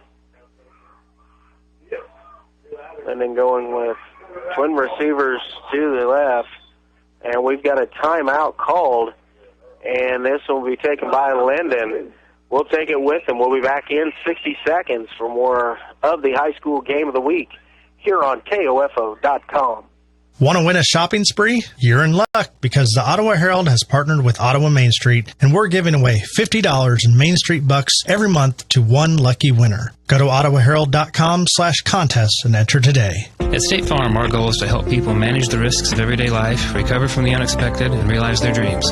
This is State Farm Agent Keith King in Ottawa. Let me help you protect what's most important to you. Give my office a call at 785-242-9435 or stop by at 111 South Main Street in Ottawa. To protect your family and plan for your financial future, get to know your Modern Woodman agent. Hello, I'm Dale Pearson, your Modern Woodman agent in Ottawa, Kansas. Call me today at 242-6566. Modern Woodman of America.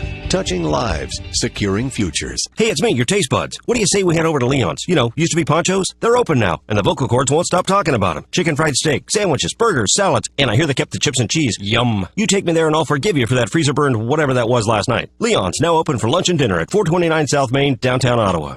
And welcome back to the game of the week here at Central Heights. Lyndon coming up on a 4th down and 1 here with 4:53 remaining here in the first half. They're going to give the ball to Sean Hank. Hank breaks through. He'll be across enough for the first down. He's into the end zone where it looks like it could be a touchdown, but we do have a flag on the play, and it will be a holding call against the Tigers. So nullify the touchdown run, and that will back up Lyndon, who had 4th and short there. But the holding call will move it back 10 yards from the spot of the foul. And it'll bring up 4th down and about 10 again here, maybe just outside 10 yards, about 11 to go for the first down. We'll see if we have a field goal attempt here by the Tigers or if they're going to continue to try and to play on the run. They are setting up offensively. They got twin receivers to the right, twins to the left. Massey in shotgun, Hank to his left. Massey going to take the snap. He's back to throw. Throws it along the right side, and then it's knocked down by Tony Kirkland with the defensive play there, coming out and covering Hank out of the backfield. And that'll be a turnover on downs by Lyndon. Good job there by Central Heights to make a play on 4th down. And that'll set them up 1st down and 10. And they look to be at about the 15-yard, right on the 15-yard line. So 4 minutes, 20 seconds remaining here in the first half. And the Vikings take over. Need to put together a good, strong drive here and get down the field and get some points on the board. Anderson will take it along the left side. He's out across the 15, almost to the 20-yard line on first down. So that'll bring up 2nd down and a long 5, short 6 situation here for the Vikings. Again, 4 minutes remaining here in the half. Anderson starts to the sideline, going to take a quick breather here as we approach this 2nd down opportunity for Central Heights. Single receivers each side. We're going to have Beers in the shotgun formation. And Beers will give it to Mason Roberts. Roberts going to go along the right side. He's back up across the line of scrimmage and close to the 20. I believe out at the 20-yard line, maybe not. Short to no gain on the play. I was looking at, I've got the team right down in front of the yard markers for me, so it was tough for me to read that one. But just back across the line of scrimmage, so it'll bring up 3rd down and along 4, maybe 5 yards here for the Vikings. 3 minutes remaining here in the first half. Vikings trail 14-0. Here's again in the shotgun formation. Twin receivers to the right, single receiver to the left. They're going to go quick pass. Cubitt on a slant. Kind of did not slant in there very quickly. Beers' pass is incomplete. So that'll bring up 4th down and 5 for the Vikings. Back in their own territory. So did not get out of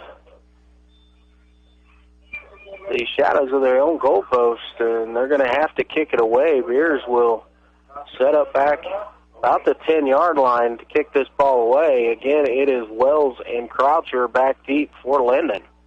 Left-footed kick is away, and Lyndon will back away from it. Ball rolls out just short of the 50-yard line at about the 47-yard line, where Lyndon will take over at the Viking 47-yard line. 2:42 remaining here in the first half, and Central Heights needs to come up with another defensive stop and keep the Tigers out of the end zone and keep this a 14-point ball game as we go towards halftime. Massey getting the call in from the sideline. He'll relay it into the huddle. Tigers will break out of the huddle, and they will send twin receivers right, single receiver left, tight end set up along the left side, and Hank flanking Massey in the backfield. Massey takes a snap. It's going to be a pitch to the right to Hank. Hank has a little bit of running room. Now he's looking for a block along the outside. He's down the sideline inside the 25 and 20, and he stepped out of bounds at about the 19-yard line. Hank went down hard along the near sideline here. Might have landed awkwardly on the long jump part of the track there, a little bit more firm than the grass of the football field, but he will pop up. He had enough there for the first down as he got it inside the 20-yard line. Nice 25-yard run there on first down from Hank, and he'll bring up 1st and 10 at the 19 for the Tigers. 2.5 minutes remaining here in the first half. And the Tigers with the 14-0 lead. Massey in shotgun. Hank again flanks him to his right. Trip receivers to the right this time. It'll be a fake to Hank, and Massey will keep it himself. He'll gain a couple yards on the play, maybe down to about the 17-yard line. And a big pile in the middle there on the tackle. As the quarterback just ran a little bit of a counter draw, gain of about 2, right off of the right guard. And then breaks the huddle now, and we've got whistles, and a timeout will be called by Lyndon. So we'll take this one with them, another 60-second timeout. You're listening to the High School Game of the Week here on KOFO.com. Agmark LLC would like to wish the area sports teams good luck this season. Agmark has been providing grain marketing solutions for almost 20 years and is proud to be part of your Kansas community. For grain bids, marketing information, and crop insurance analysis, contact Agmark toll-free, 888-848-9979, or visit our website at www.agmarkllc.com. Like us on Facebook and follow us on Twitter for current grain marketing information. Lyndon State Bank is proud to be your hometown bank and proud to be a sponsor of tonight's game. Being locally owned and operated allows us to support our schools, which is a priority to us. It's one of the many ways it shows we're big enough to serve and small enough to care. Check out our newest product to make your life easier. Lyndon State Bank Hometown Anywhere Mobile Banking. Download the app for free at Apple's App Store or the Google Play Store. Go Tigers! Sutton's Jewelry has something to make your wedding day special. During June, July, and August, find the wedding set of your dreams at Sutton's Jewelry. Now offering several wedding sets for only $1,000. That price includes the engagement ring and the wedding band. Choose from yellow, rose, or white gold wedding sets. Hurry, first come, first served. And remember, customer satisfaction is their top priority. Let Sutton's Jewelry help you celebrate life's special moments with quality jewelry. Now at their new location, 213 South Main, downtown Ottawa. And we're back here in action at Central Heights.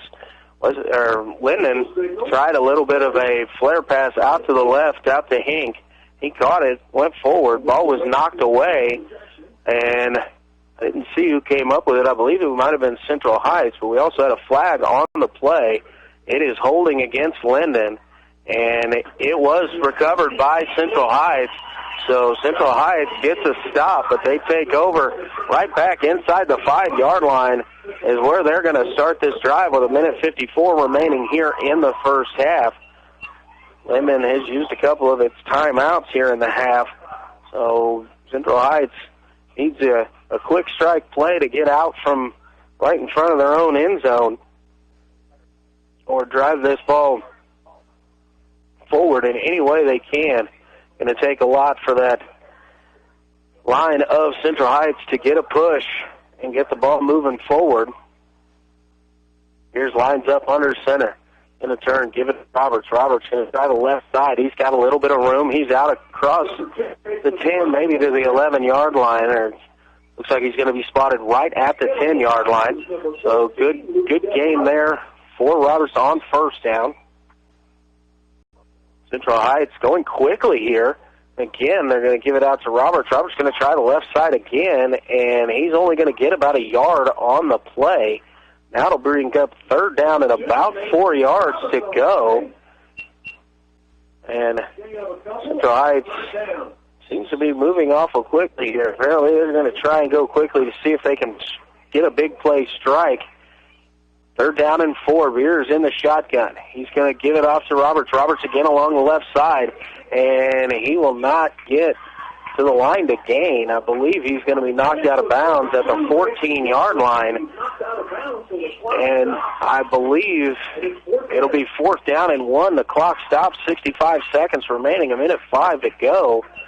Roberts needed to stay in bounds on that play. Let the clock keep running if he could. Fourth down and a long yard, maybe 2 yards still for the first down. And with the clock stopped on fourth down, Croucher was kind of sitting back like he might punt it. And Beers is back there. Nobody back deep right now for Lyndon. The kick is up and away. Going to come down. It hits a Tiger player and falls to the ground inside the 30-yard line, but it was recovered by Lyndon. And it'll be first down and 10 at about the 27-yard line for the Tigers. So Central Heights tried to go a little bit quicker there with just under a couple minutes remaining. Unable to get the first down, run out of bounds there, stopping the clock, and then had to kick it away. And this sets up Lyndon inside their own 30-yard line, driving or inside the Viking 30-yard line here with 58 seconds remaining in the first half and an opportunity to go up.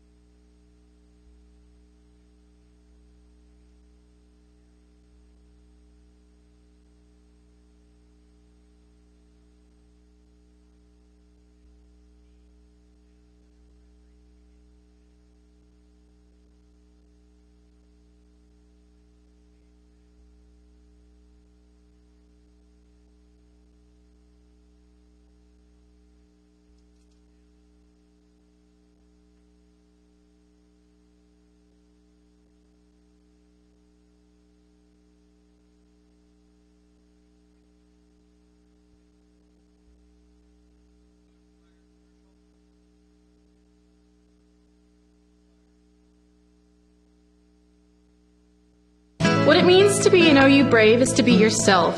What I've learned here is I've created memories with friends, and I was actually really comfortable being in my own skin here. Everybody has their own personality, and we're all unique here, just trying to live significant lives. And I think I'm going to leave here with an imprint that will last forever and that I can hold on to and look back at and laugh at and see that I not only learned something, but I created friendships and memories that will always stick with me. That's what it means to be brave, to be yourself. Be a Brave. Visit ottawa.edu. Schedule your child's sports physical today with Dr. Chris Koster at Ransom Memorial Health's Pediatric Care and get a comprehensive exam, review of family health history, and information on injury prevention. Call 785-229-8891 or visit ransom.org. Ransom Memorial Health, providing remarkable care. Chad Bruner, Director of the Ottawa Recreation Commission. The Ottawa Recreation Commission would like to thank all of our volunteers for their service in helping with the ORC. These individuals play an important role in everything we do here. From all the ORC staff and board members, thank you. Safe, secure, strong. We're rock solid. Kansas State Bank. A better way to bank with community people you know. Member FDIC. Equal housing lender. hailstorms, runaway shopping carts, and bumps in the road. All potential damage to your vehicle. CarStar Ottawa offers paintless dent repair as a cost-effective solution for those small dents and dings. Call 242-8916 for an appointment. CarStar, relax, we'll take it from here. As your Osage County attorney, Brandon Jones and his staff strive to keep the community safe and a great place to live and raise a family. That's why the Osage County Attorney's Office reminds you to keep an eye out for students walking or riding bikes in the neighborhood to and from school. Our children are our future, so please be aware, use caution, and obey the law in school zones. Whether it's Osage County or your neighborhood in East Central Kansas, let's keep our kids safe. A friendly reminder from the Osage County Attorney's Office in Lyndon. Go Tigers! The Lyndon High School staff and faculty pride themselves on making sure their student athletes are fully prepared to achieve their best potential, both in the classroom and on the court. They strive to teach good sportsmanship, but they don't do it alone. They thank the many businesses and community members who support the school and its students in various activities throughout the year, and they wish the Lyndon Tigers football team the very best of luck in tonight's game. It's always a great day to be a Lyndon Tiger. Agmark LLC would like to wish the area sports teams good luck this season. Agmark has been providing grain marketing solutions for almost 20 years and is proud to be part of your Kansas community. For grain bids, marketing information, and crop insurance analysis, contact Agmark toll-free, 888-848-9979, or visit our website at www.agmarkllc.com. Like us on Facebook and follow us on Twitter for current grain marketing information. Lyndon State Bank is proud to be your hometown bank and proud to be a sponsor of tonight's game. Being locally owned and operated allows us to support our schools, which is a priority to us. It's one of the many ways it shows we're big enough to serve and small enough to care. Check out our newest product to make your life easier, Lyndon State Bank Hometown Anywhere Mobile Banking. Download the app for free at Apple's App Store or the Google Play Store. Go Tigers! Hi, this is Margie Hindeleiter from Bank Midwest. You'll often hear us say, this is where common sense lives. That means doing the little things, like knowing your name. And it means supporting our local schools. That should be common sense for how a bank does business. Bank Midwest, where common sense lives. What is radon? Home exposure to radon gas is the leading cause of lung cancer death in the United States for non-smokers. In Kansas, 1 in 4 homes will test at or above the EPA action level. The Surgeon General recommends all homes be tested and fixed if necessary. To test your home, check with your local agricultural extension office for an inexpensive home test kit or find a certified professional, per Kansas state law, to test during a real estate transaction. Consider building radon resistant for your new home. Call 1-800-693-5343 or visit kansasradonprogram.org for more information. Test, fix, save a life. This message brought to you by the Kansas Radon Program, the Kansas Association of Broadcasters, and this station. Prescription opioids can be addictive and dangerous. Opioid pain medication took everything that I had. Nothing mattered more than getting my fix. I was on the verge of being homeless. My house was being foreclosed on. Knowing that it could have been prevented makes it worse. It just takes one. Prescription opioids. It only takes a little to lose a lot. Visit cdc.gov/RxAwareness. Prescribed an opioid? Take charge of your health and ask your doctor or dentist exactly why you're being prescribed an opioid when an over-the-counter pain reliever may be enough, or physical therapy or chiropractic care could give the same results. Extended opioid use can increase the risk of dependence and addiction. Opioids can be deadly when mixed with other drugs, especially those taken for the treatment of anxiety, sleeping disorders, and seizures. Learn more. Go to infoaboutopioids.com.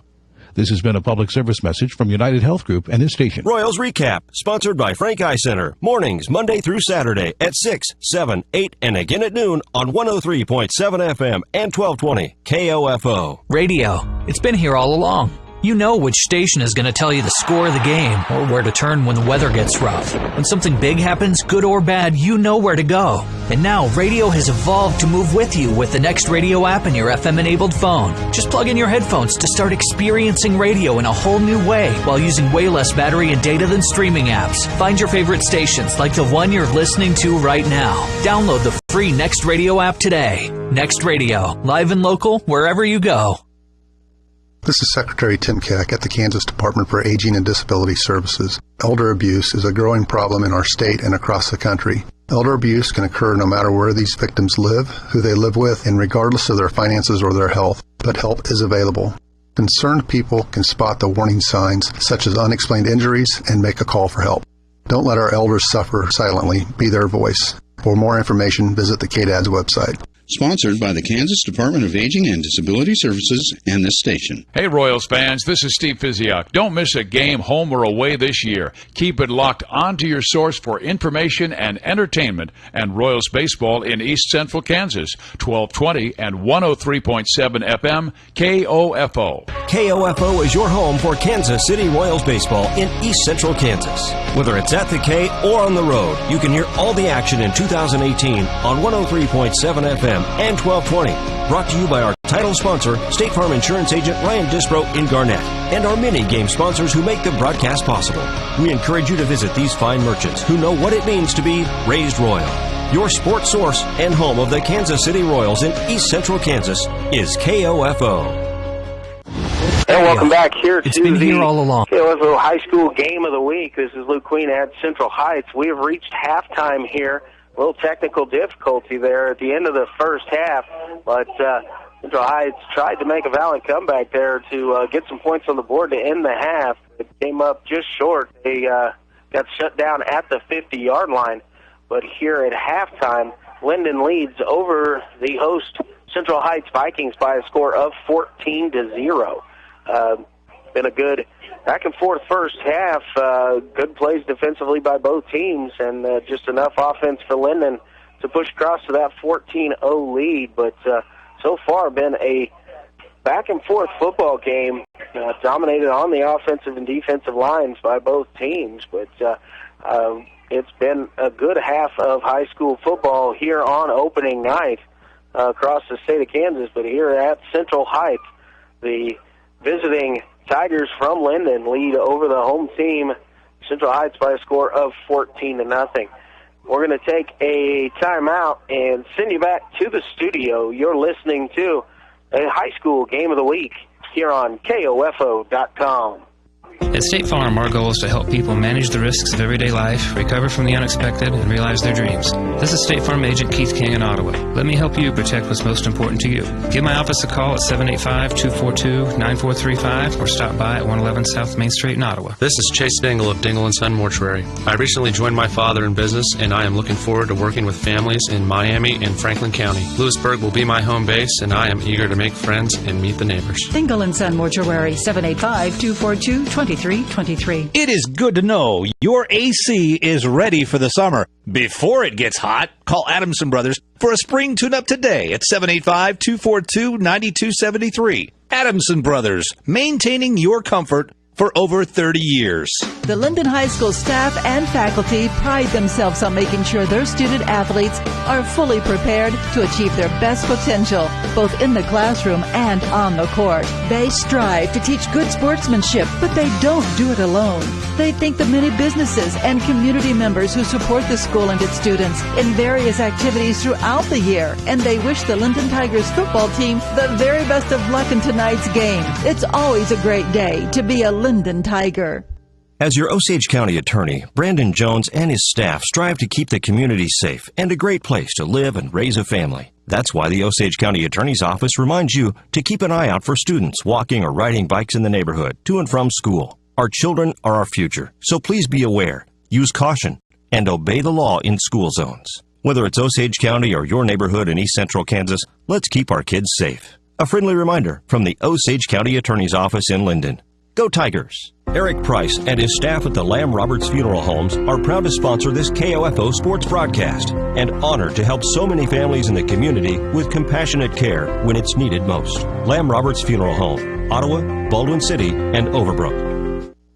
And welcome back here to halftime of the high school game of the week here on KOFO.com. This is Luke Queen at Central Heights High School, where at the half, the Lyndon High School Tigers lead over the host Central Heights Vikings by a score of 14-0. Central Heights and Lyndon been back and forth so far. Been about a couple turnovers here in the first half. 2 interceptions by Mason Roberts for Central Heights, and an interception for Lake Croucher of Lyndon. But Sean Hink has gotten across the line of scrimmage a couple times, across the goal line a couple times for Lyndon, a 6-yard run and a 3-yard run. He also converted on a 2-point conversion to put the lead at 14-0 for the Tigers. Few score updates from across the area. Wellsville is at at Anderson County tonight. Wellsville, the Eagles up 30-0 at this time. Paola leading over Bonner Springs by a score of 20-0 at Steve Grogan Stadium in Ottawa. Ottawa trails the Baldwin Bulldogs by a score of 14-0. Mission Valley took an early 20-7 lead, but that lead's been cut down a little bit as West Franklin coming back. It is now 26-15, Mission Valley with the lead. Prairie View leads 6-0 over Santa Fe Trail, and Lewisburg and Spring Hill in a little bit of a shootout. At halftime, the score 17-14, Spring Hill with the lead.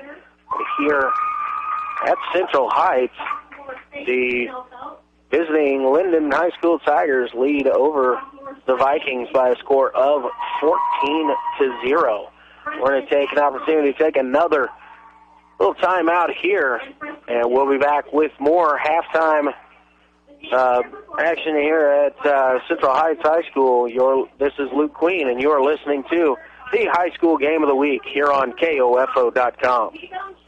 Agmark LLC would like to wish the area sports teams good luck this season. Agmark has been providing grain marketing solutions for almost 20 years and is proud to be part of your Kansas community. For grain bids, marketing information, and crop insurance analysis, contact Agmark toll-free, 888-848-9979, or visit our website at www.agmarkllc.com. Like us on Facebook and follow us on Twitter for current grain marketing information. Lyndon State Bank is proud to be your hometown bank and proud to be a sponsor of tonight's game.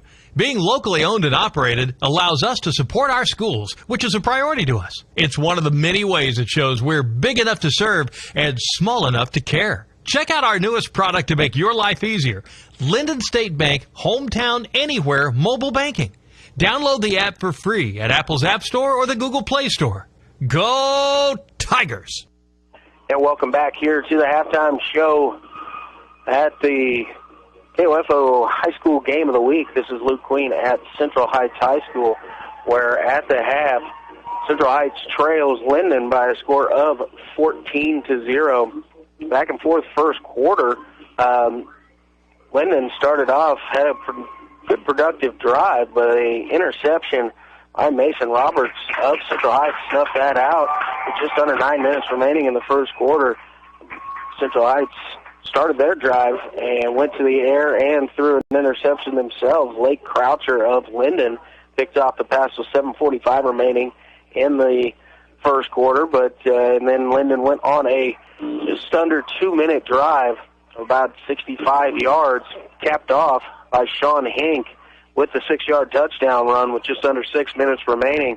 The 2-point conversion was no good, but Lyndon held on to the 6-0 lead at the time. The remainder of the first quarter was a little bit back and forth. Neither team could really generate much offensively, and Lyndon took over with just over 2 minutes remaining in the first quarter and went on just under a 4-minute drive, capped off that time by another Sean Hink touchdown run, this time from 3 yards out. And Hank added the 2-point conversion run and put the lead to 14-0. late in the first half, Lyndon was driving down, and Central Heights came up with a big stop on fourth down following a holding penalty where Hank had actually gotten through and gotten across the goal line, but the play was called back due to a hold, set up a fourth down and 11, and the Vikings knocked down the pass attempt, took over there, didn't go very far. It went 3 and out as they tried to go quickly and then punted the ball away. Then Lyndon, again, trying to come back with, under a minute to go, went to the air. Pass was picked off by Mason Roberts, his second interception of the first half. Roberts picked it off at about the 35, went 65 yards into the end zone, but a personal foul on the Vikings brought the ball all the way back and nullified the 6 points, which would have been a huge momentum boost for the Vikings going into the half, as that would have put points on the board. But not only that, Central Heights deferred on the coin toss, so they will open up with the ball in the second half, and could have had an opportunity there to, possibly be right back in this ball game with a good drive to open the second half if they could have got points on the board there. But, again, nullified on that, and Vikings unable to get the ball down the field for any points at the end of the half. So we sit at Lyndon 14 and Central Heights 0. We're going to take opportunity here to send it back to the studio again for another quick timeout. We'll be back in 2 minutes. You're listening to the High School Game of the Week here on KOFO.com. At State Farm, our goal is to help people manage the risks of everyday life, recover from the unexpected, and realize their dreams. This is State Farm Agent Keith King in Ottawa. Let me help you protect what's most important to you. Give my office a call at 785-242-9435 or stop by at 111 South Main Street in Ottawa. I came here to run cross country, and it ended up being way different than I thought it was going to be. It's unlike anything I've ever been a part of to be on the team. Everyone is so completely different. There are people you never thought you'd be friends with, nothing like your outside friends, but somehow you all click to be the same and have the same interests, but yet completely different. Everyone's always there for you. It's not just about running. Friendships and families like they're your siblings when you're away from home. That's what it means to be a part of the Braves cross country and track team, to be a family. Be a Brave. Visit ottawa.edu. We came to Arvest Bank to learn about free blue checking. What do you like best about your account with no monthly fee? Just, it's convenient, it's free. When they told me it's free, I was like, what? I've used several other banks in the past, and so it was very nice to switch to one that had an actually free checking account. It's just one less thing you have to worry about taking out of your budget. Do you know the monthly fee for your checking account? Oh, yes. 0. Congratulations. Arvest Bank. Our customers say it best. At State Farm, our goal is to help people manage the risks of everyday life, recover from the unexpected, and realize their dreams. This is State Farm Agent Keith King in Ottawa. Let me help you protect what's most important to you. Give my office a call at 785-242-9435 or stop by at 111 South Main Street in Ottawa. Kramer Pharmacy, downtown Ottawa, hopes you're enjoying this KOFO sports broadcast and wishes all the area teams good luck this season. Call Kramer Pharmacy today and ask about their convenient MedSync program that allows you to have all your prescriptions filled at the same time each month. Call 242-2055. And welcome back here at halftime of the KOFO.com High School Game of the Week. Lyndon leads over Central Heights by a score of 14-0. There's a couple Sean Hink touchdown runs, one from 6 yards out and another one from 3 yards out for Lyndon to build this lead. Hink also added the 2-point conversion run, and so it's 14-0 Tigers. Quick update, we were just updated there by another local score. West Franklin has come back at Mission Valley and is just down 3 now. They were down 13 earlier in the ball game, but it is now 26-23 as Singer ran it across the goal line there, and Clayton Noyens added the 2-point conversion. So back in the ball game are the Falcons at Mission Valley tonight. 26-23. Our latest updates were Wellsville was up big on Anderson County, 30-0. Paola blanking Bonner Springs so far, 20-0. Baldwin leading over Ottawa by a score of 14-0. Prairie View, at last update, was leading 6-0 over Santa Fe Trail. And last update I can see, it was Spring Hill 17, Lewisburg 14.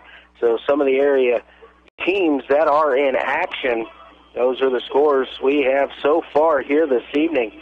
But here at Central Heights High School, the visiting Tigers from Lyndon with the 14-0 lead at the half. We will take another quick time out. We're going to send it back to the studio, and then we'll be back to bring you second half action from here at Central Heights. This is Luke Queen, and you're listening to the High School Game of the Week on KOFO.com. Hey, it's me, your taste buds. What do you say we head over to Leon's? You know, used to be Poncho's. They're open now, and the vocal cords won't stop talking about them. Chicken fried steak, sandwiches, burgers, salads, and I hear they kept the chips and cheese. Yum. You take me there and I'll forgive you for that freezer-burned whatever that was last night. Leon's, now open for lunch and dinner at 429 South Main, downtown Ottawa. Want to win a shopping spree? You're in luck, because the Ottawa Herald has partnered with Ottawa Main Street, and we're giving away $50 in Main Street bucks every month to one lucky winner. Go to ottawaherald.com/contest and enter today. The Lyndon High School staff and faculty pride themselves on making sure their student-athletes are fully prepared to achieve their best potential, both in the classroom and on the court. They strive to teach good sportsmanship, but they don't do it alone. They thank the many businesses and community members who support the school and its students in various activities throughout the year, and they wish the Lyndon Tigers football team the very best of luck in tonight's game. It's always a great day to be a Lyndon Tiger. And welcome back here at halftime at Central Heights. This is Luke Queen with the High School Game of the Week, where Lyndon leads over the host Central Heights Vikings by a score of 14-0. So in the first half, it was back and forth. Nobody could really get a whole lot going. It was better sledding on the ground for both teams, but it was only Lyndon able to punch it in. Sean Hank, who's been carrying the load for Lyndon offensively, he has 2 touchdown runs and a 2-point conversion run, 6-yard, 3-yard touchdown runs, and that puts the score at 14-0. See if we can update a few local scores at a halftime. It is Spring Hill leading 17-14 over Lewisburg. Paola has added to their lead. It is now 28-0 over Bonner Springs. Again, here it is 14-0. Lyndon, and then I just heard that Mission Valley has added a touchdown and has extended its lead back out to 10 at 33-23 over West Franklin. So we'll try and keep going on some of those scores throughout the night and here in the second half, but here at the half at Central Heights, it is the Vikings trailing over the visiting Lyndon Tigers by a score of 14-0. Oh, Central Heights will start out with the football here in the second half. Trying to see if I can tell which end zone they will be defending, whether they're going to receive from. But officials are kind of standing out at midfield, got a couple down with talking to the Vikings coaching staff. We're about ready for second half action here at Central Heights. Vikings haven't gotten much going offensively. Devin Anderson started out running the ball very well. It looked to be a little bit nicked up, and then they moved Mason Roberts back into the backfield, and Roberts, using a little bit of speed, got to the edge a couple times, then caught a late pass and tried to fight a way to see if he could break one there right at the end of the first half, but unable to do so. Then really, Mason Roberts doing most of the work for the Vikings individually. He has 2 interceptions for the Vikings defense, and Vikings have done a good job of keeping the young Tiger offense from really getting going here. Teams are getting their final words of encouragement and assignments from their coaches here as we get ready to open the second half of action. In Central Heights will receive the kick. It looks like they will be heading towards the south end zone. So going right to left, from my view, vantage point here up in the press box. And it'll be Sean Hank to kick off for Lyndon. He had one kick that he kind of missed off the right side of his foot, went out of bounds, and it gave the Vikings pretty good field position starting at their own 35. Second one, he got kicked back to Mason Roberts and had a good 20-yard return to set up the Vikings with good field position just outside their 30. But it is Matt Cubitt and Mason Roberts back deep, and Hank is now set, ready to open the second half of action. Again, here we are, 14-0, Lyndon leading over Central Heights. And the kick is kind of squibbed down. It'll be picked up by Roberts at about the 15. He's out across the 30 and pushing towards the 40-yard line. He's across the 40 and finally tripped up just at the 44-yard line. Good return there by Roberts of about 30 yards as he took that ball off of a little bit of a hop and then just went right up the middle and broke through a few arm tackles. And this gives the Vikings their best starting field position as they are just short of the 45-yard line. First down and 10 upcoming here for the Vikings. Twin receivers to the right, single to the left. Beers fumbles the snap under center. He's going to roll to his right, now throws it. And the pass is going to be incomplete. It was intended for Jaden Lee along the far sideline, but the ball got to the ground before Lee could get back. Did a good job of cutting his route off and trying to come back to the football, but the ball just got down a little bit low as Beers had trouble with the snap initially. Rolled out to his right and tried to fire it away. Now Beers will take the play call from the sideline into the huddle.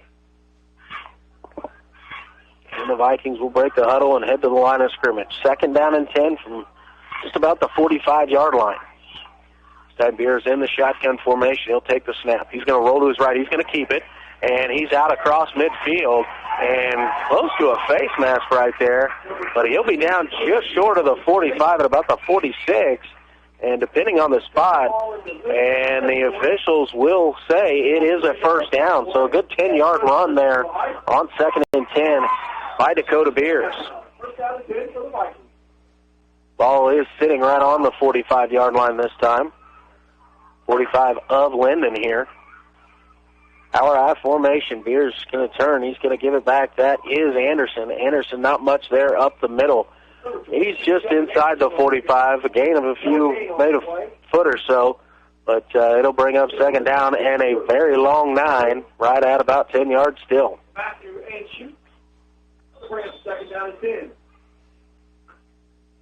We'll see what Coach Risch calls here on second down and about 10 yards to go. Last time the quarterback draw was a good call along the left side. Beers again in that formation.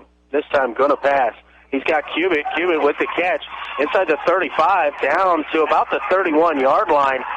Good quick strike pass and catch there from Beers down to Cubitt, and that's good for another first down for the Vikings.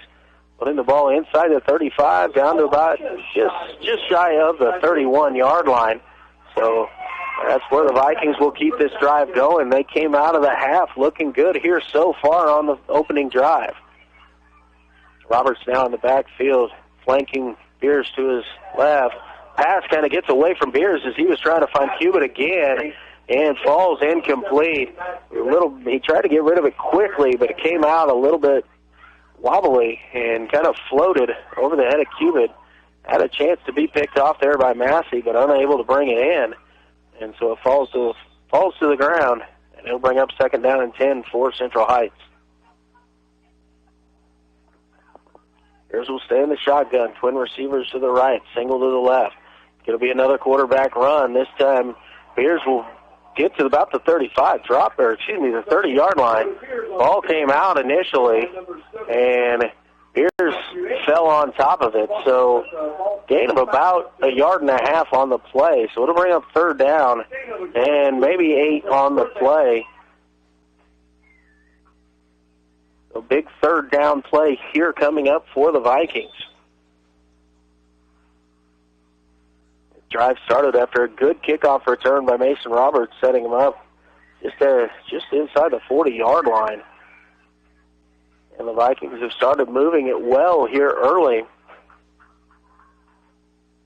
See if they can keep this drive alive. They need a solid 7 yards to keep this going. Spears will take the snap. He's going to drop back. He's under pressure. Throws out to the right side, and the pass is incomplete. And it'll bring up 4th down and about 7. Pressure on the play there from Lyndon will be Miles Kitzelman with the pressure. The big left defensive end for Lyndon. Kitzelman, a very tall, intimidating-looking defensive end out there for the Tigers. Just a sophomore. The Vikings are going to go for it here. 4th down and 7. Spears takes the snap. He drops back. Now he's going to step up into the pressure, and he will be brought down and sacked. It is back out at the 39, maybe the 40-yard line. So that'll be a loss on the play, and not what you wanted to do there. Loss of about 7, and that turns it over on downs, and Lyndon will take over at their own 40-yard line with just over 9 minutes remaining here in the third quarter. Lyndon breaks the huddle. Looks like they're going to have trips to the left. Twin receivers to the right. Massey alone in shotgun in the backfield. Now Croucher comes in motion. Jet sweep to Croucher to the left side. And he doesn't have anywhere to go there. And he'll be stood up. And that'll be a loss on the play of about 5 yards. Good job there by the Vikings to hold the edge and give Croucher nowhere to go. So it'll bring up 2nd down here for Lyndon. About 15 yards to go. That was the best job so far by Central Heights of setting that edge and not letting anyone get outside of it. Twin receivers to the left, single receiver right. Massey flanked by the running backs on each side. Give is going to come to the right and taken for a little bit of a game, but we've got a fumble on the play, and I have yet to see it. It looks like the handoff, it looks like the fumble was recovered by Lyndon, so it'll bring up 3rd down. That was Hank on the carry who lost the ball, but got a little bit of an injured player there for Lyndon who's trying to tough it out. That's Tyrell Steinbach, the left tackle for the Tigers. Tigers single receiver to the left, twins to the right. Hank in the backfield standing next to Massey. And now we've got a whistle, and it's going to be an official's timeout for injury. And Steinbach is going to come out of the game. He's limping heavily on his right foot, so he will have to check out of the ball game. We'll see what this does to the line. Steinbach, a very good-sized lineman there. We'll have to come out and see what happened. I couldn't tell if it was an ankle or a knee, but it was on that fumble recovery. He was the one that came up with the fumble.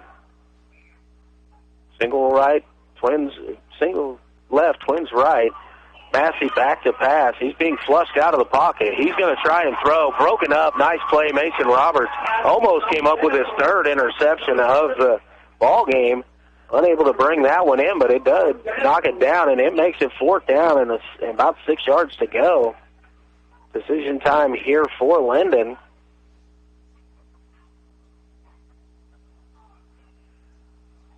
Can't quite tell what Lyndon is going to do, and that Cubit is going to drop back, and it looks like Lyndon's setting up to front. Miles Kitzelman will go deep. Now Roberts will drop back there with him. Another player running on for Lyndon, trying to get it set up there. First punt of the night for the Tigers.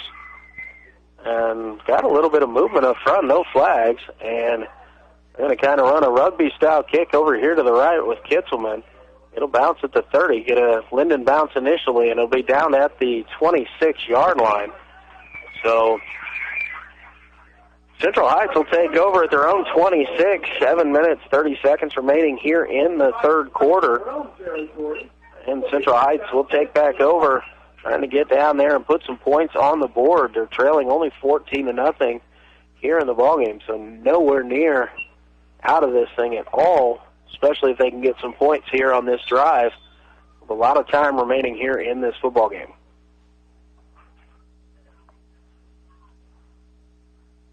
Vikings break the huddle, will come to the line of scrimmage.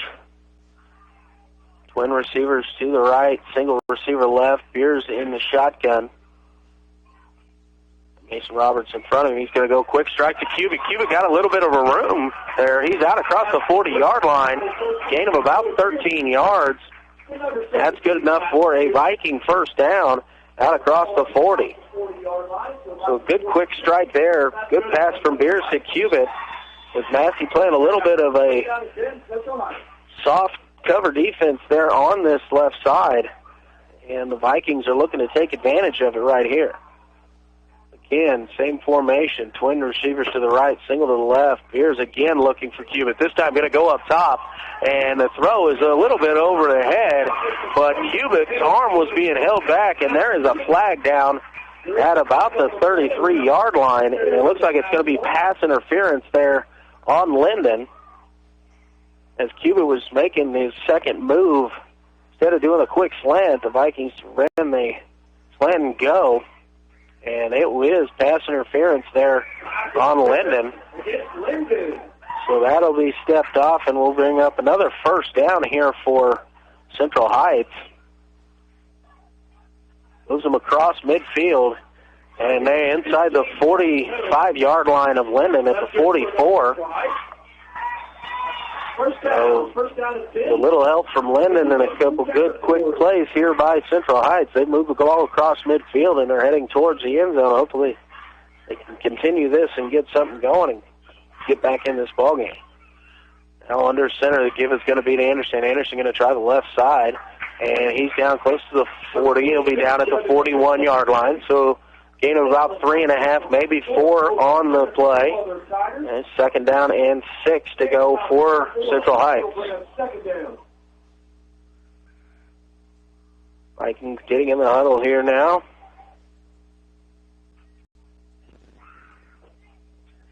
Taking a little bit of time in the huddle. Now they're going to come to the line of scrimmage. Single receivers each side. Power I formation.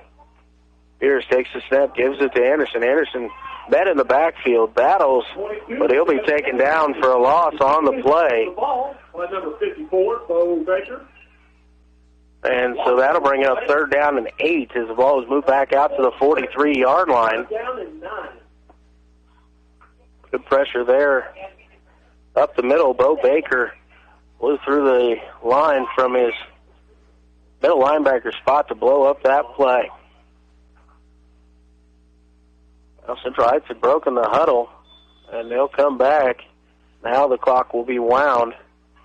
Not sure what the delay was right there, but possibly an injured player trying to get off the side of the field. So now they'll split back out, single receivers each side. It's going to be a pitch. Anderson looking for room, not in there, and he'll be brought down for a loss.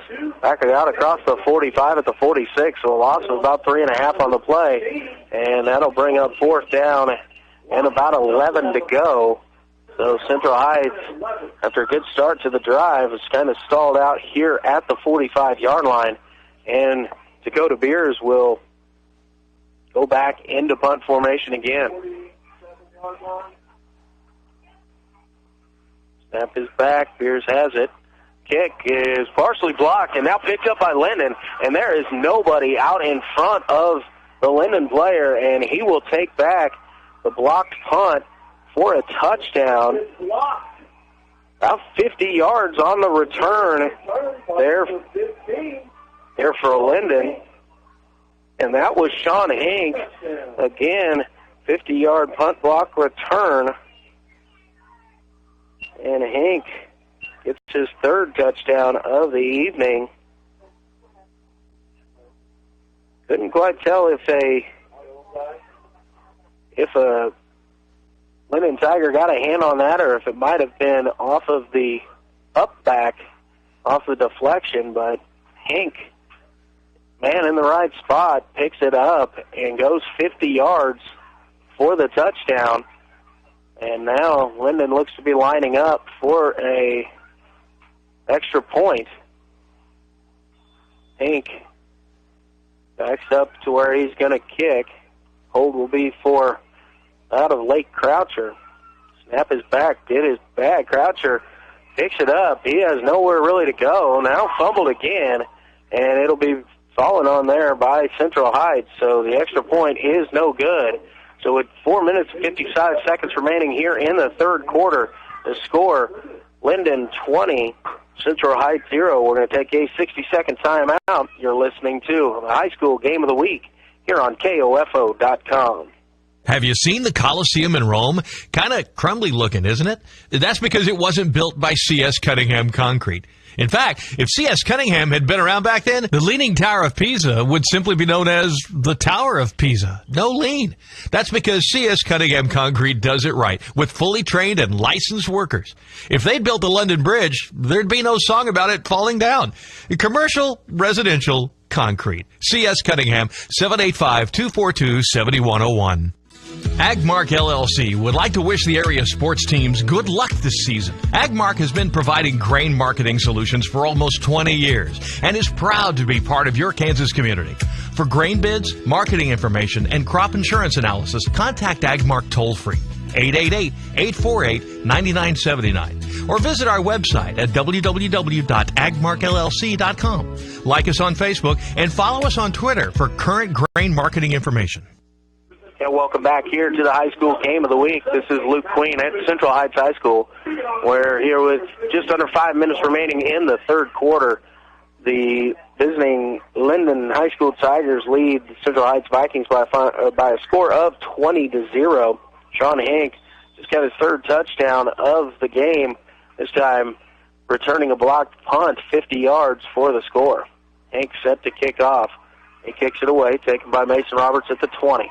Roberts across 30, out to 35, now to 40, and out across about the 45, right down at the 45-yard line. And that'll set up the Vikings with good field position again, this time at the 45-yard line. So 1st and 10 at the 45 for Central Heights.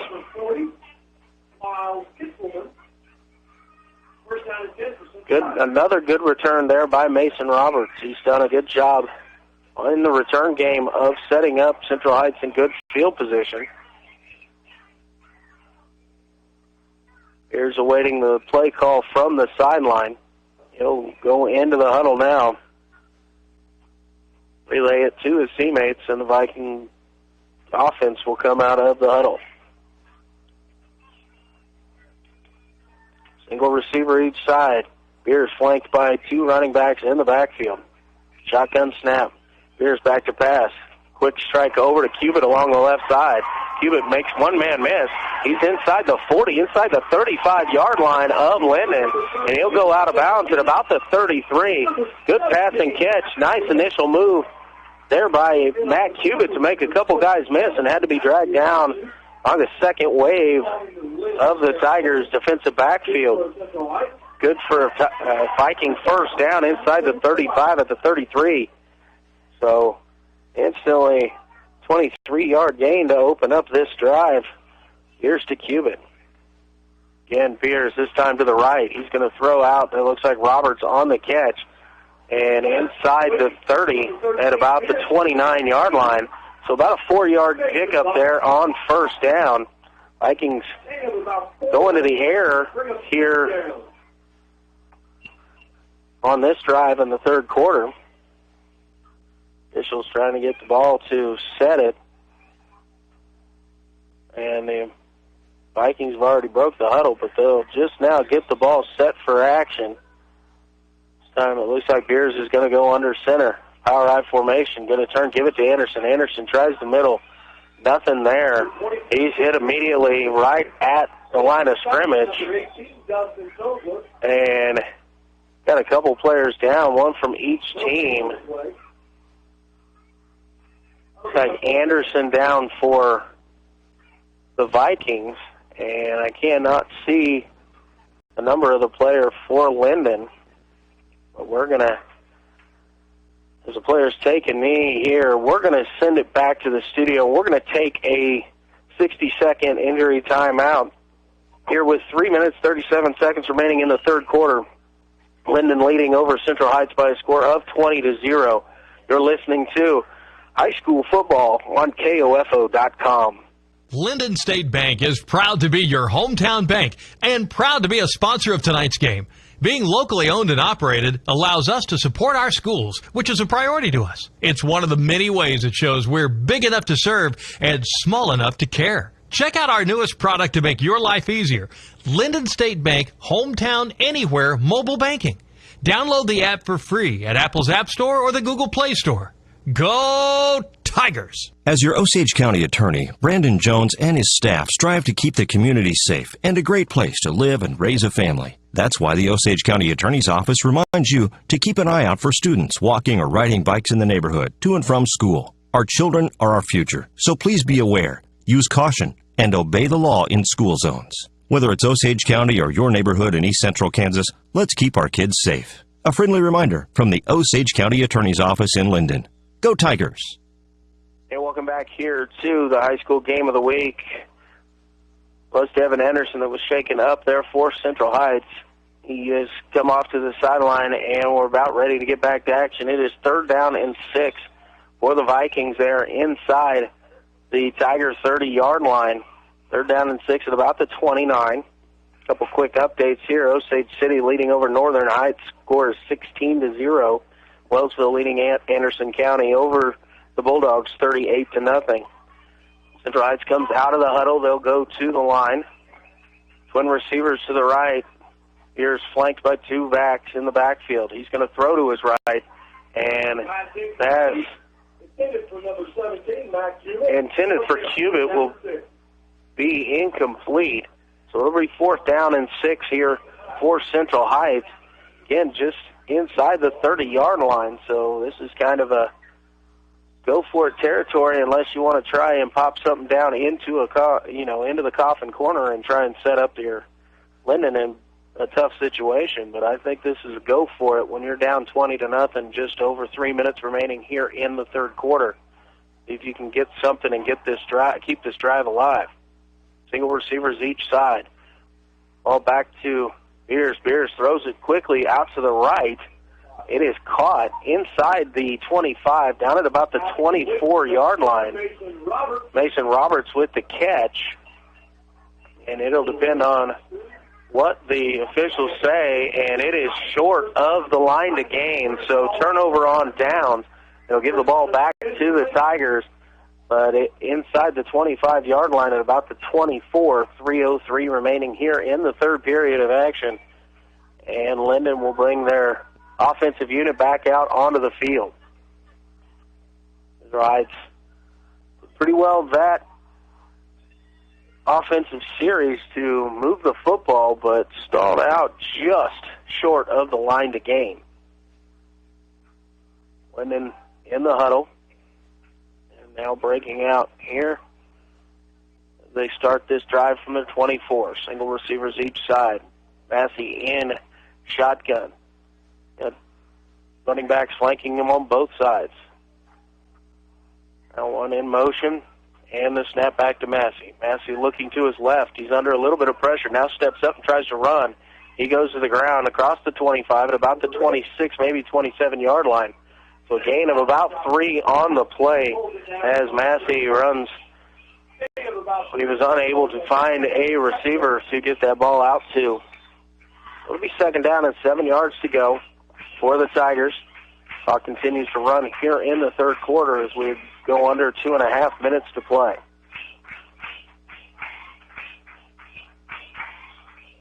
Single receiver to the left, twins to the right for the Tigers. Hink flanks Massey in the backfield. Massey takes a snap, pitch out to Hink along the right side. Hink trying to break free. He does for momentarily. He goes out across the 40, tripped up there, hits the ground hard. Ball pops out, but it'll be down by contact. Hink with the first down carry, but he remains on the ground for the Tigers. And he looks to be in pain. And we've got a whistle and an official's timeout for the injury. I don't know if it was the impact when he hit the ground that knocked the wind out of him. That ball was in his stomach and he landed on it to definitely do so. That caused the ball to come out, but each team is taking a knee.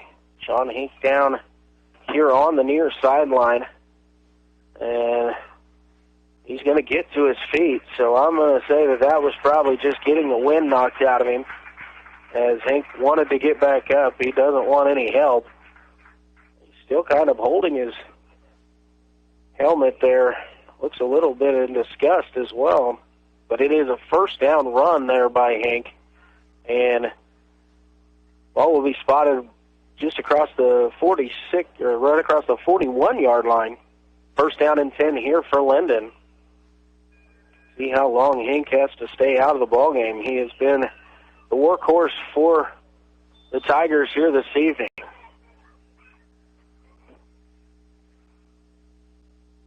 This time Lyndon will come out, and they will look to send 3 receivers to the left, 1 to the right. Massey in the shotgun formation. Tobler to his right. It'll be a give to Tobler, immediately hit by the defensive front of Central Heights. He might have gotten back to the line of scrimmage at best, but that'll be a good stop up front there from the Vikings. Second down and 10 for Lyndon. Now Hink coming back into the ball game here for Lyndon. Whoever shook him up, he is shaking it off, and he's back in. Twin receivers going to the left, single receiver to the right.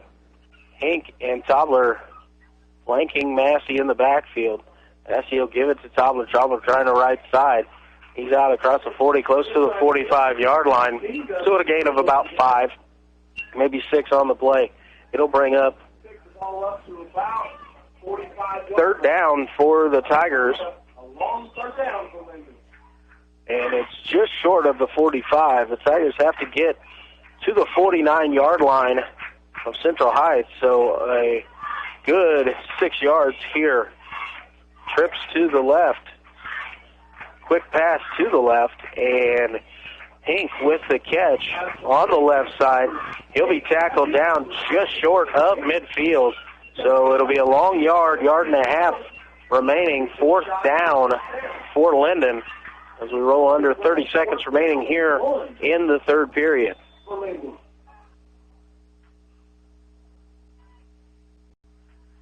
Quick update.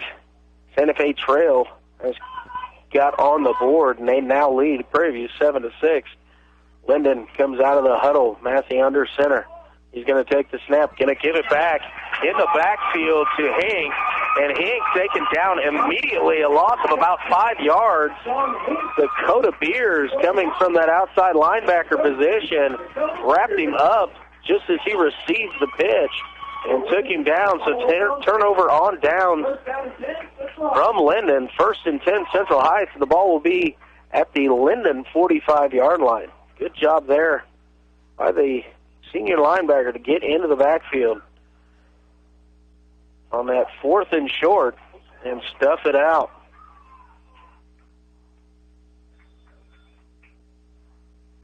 Two seconds remain here in the third, so Central Heights will run one play before we switch the field. Beers takes the snap. It's going to be a quarterback draw. He's going to try the right side. Not much there. and he'll actually be knocked back, and it'll be a loss of about 3 on the play. We've reached the end of the third quarter, and after 3, Lyndon leads over Central Heights by a score of 20-0. We're going to take a 60-second timeout. You're listening to the High School Game of the Week here on KOFO.com. Selfless service is the guiding principle that drives Army National Guard soldiers to be always ready whenever disaster strikes. They are your next-door neighbors and your colleagues in schools, offices, and factories. To be a Guard soldier is to stand ready to serve at all times for family, for community, and for country. To learn more, log on to NationalGuard.com or contact an Army National Guard recruiter in your area. Sponsored by the Kansas Army National Guard. Aired by the Kansas Association of Broadcasters and this station. People like me are powerless over alcohol, and if we could outthink it, outrun it, do whatever we needed to do, we could beat it, but we can't by ourselves. Everything I have, everything I've done, I owe to Valley Hope. An estimated 88,000 people die from alcohol-related causes annually, making it the third leading preventable cause of death in the United States. For more information, visit valleyhope.org. Sponsored by Valley Hope Association and the station. We're getting ready for action here as we start the fourth quarter. Central Heights trails 20-0, second and 14. Heights coming out. They're going to throw, looking for Cubitt. Cubitt kind of cut his route off, almost intercepted there by Croucher for Lyndon, but unable to bring it in. And so it'll be third down and 14. Beers looking for Cubitt along that slant route, this time on the right side, unable to connect. Quick update, Wellsville now leads Anderson County 44-0. Baldwin and Ottawa still not 14-0. And the Royals up 3-1 in the fifth as Hunter Dozier hit a home run here to extend the lead. Here's under center. Going to be a quick pass out to the left. Deflected up into the air. Falls down, incomplete. That would have been Miles Kitzelman, that big, tall defensive end, got up, and that ball hit him kind of square in the top of the helmet and deflected into the air, but it fell harmlessly to the ground. So it brings up fourth down and 14 to go for the Vikings. Back in the huddle, we're going to see if they come out, and they do come out in kind of a punt formation. Beers back to kick it. Nobody back deep yet. Now Croucher realizes it, and he'll go. They tried to fake, fumbled initially, and Roberts picks it up. He'll get it inside the 45-yard line, but not enough for the first down, and it'll be a turnover on downs as the Vikings tried to fake, but it was snuffed out there well by the second line there of Lyndon, and Lyndon will take over first down and 10 at their own 44-yard line, leading 20-0 here in the fourth quarter at Central Heights.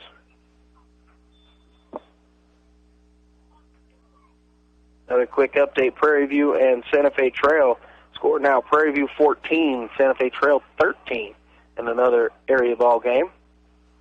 Twin receivers each side. Massey takes the snap, looks fake jet sweep with Croucher. Massey will keep it himself. He'll get out to the 45, maybe just across the 45-yard line, so a gain of maybe a yard on the play. So second down and 9 now for Lyndon. Good job up front by the Vikings there to snuff out that fake on the jet sweep and read the quarterback. Take him down for just a minimal gain on the play. Single receiver to the right. Single left, power I, tight end on the left. Massey under center for Lyndon. This time it'll be a pitch out to the right to Hink. Hink tries to cut it upfield, spun immediately, and he'll fall forward right at midfield, so a gain of about 4. Hink got back to the line of scrimmage, was hit and spun out of the initial tackle by Central Heights, and only able to gain a few more yards out to midfield. So it'll bring up third down and 5 for Lyndon.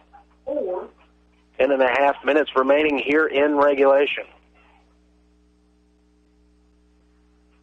Lyndon breaks the huddle, comes to the line. This time Looks like a power eye set up to the right. Single receivers, tight end on the right. Hink, the deep man in the backfield. Massey will take the snap. It's going to be a lead play to Hink. And nice job there. Off the left end, stops Hink for about a yard, maybe a yard and a half gain, bringing up fourth down and about 3 yards to go for Lyndon. Couldn't quite tell there who made the tackle, but it was a good job there on the left side to collapse in and make that gain from Hink very short, just over a yard on the carry. So fourth down here. Single receivers each side, power backfield. Looks like a quarterback lead type of play. It will be coming to the left side. Massey across the line to gain. He'll get down to the 45-yard line. That's a first down carry there by Massey of Lyndon. And Lyndon will go first down and 10 at the Viking 45-yard line. So good play call there and a good execution by the line for Lyndon. Get just enough. Massey able to get across the first down marker. Now Lyndon will set up trips to the left. Single receiver to the right. Massey in shotgun. Hink to his right. Give is going to be to Hink. He battles right up front. Maybe a gain of a yard on the play. Down inside the 45 to the 44. Second down and 9 for the Tigers.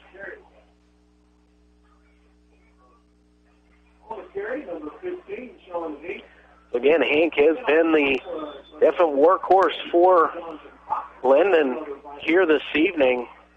He's got all 3 touchdowns, two runs, and a block punt return that he took to the house for a touchdown. Lyndon leading 20-0. 8.5 minutes remaining here in the ballgame. Trips receivers to the left. Again, the give to Hink. He's going to try the left side.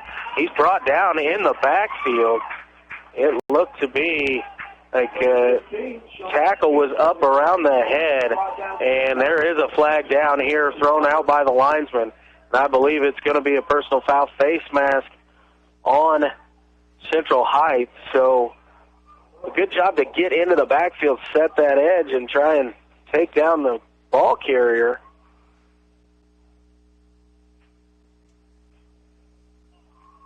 Which he did, but he had a hand up in the mask and brought him down. Now we get the official call. It is a face mask. They're asking if they want to accept. And now they're going to step it off. I assume that they do. Oh, they're going to. It's just a 5-yard and put it back. So now they're at the 43-yard line. A 5-yard penalty from where it is, and it will repeat the down. That's what they'll do. So second down and about 8 yards to go here.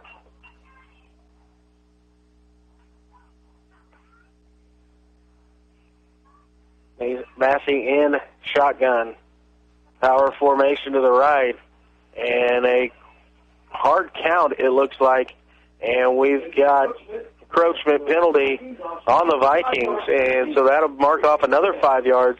And now it becomes a second down and 3. It moves the ball inside the 40-yard line of Central Heights.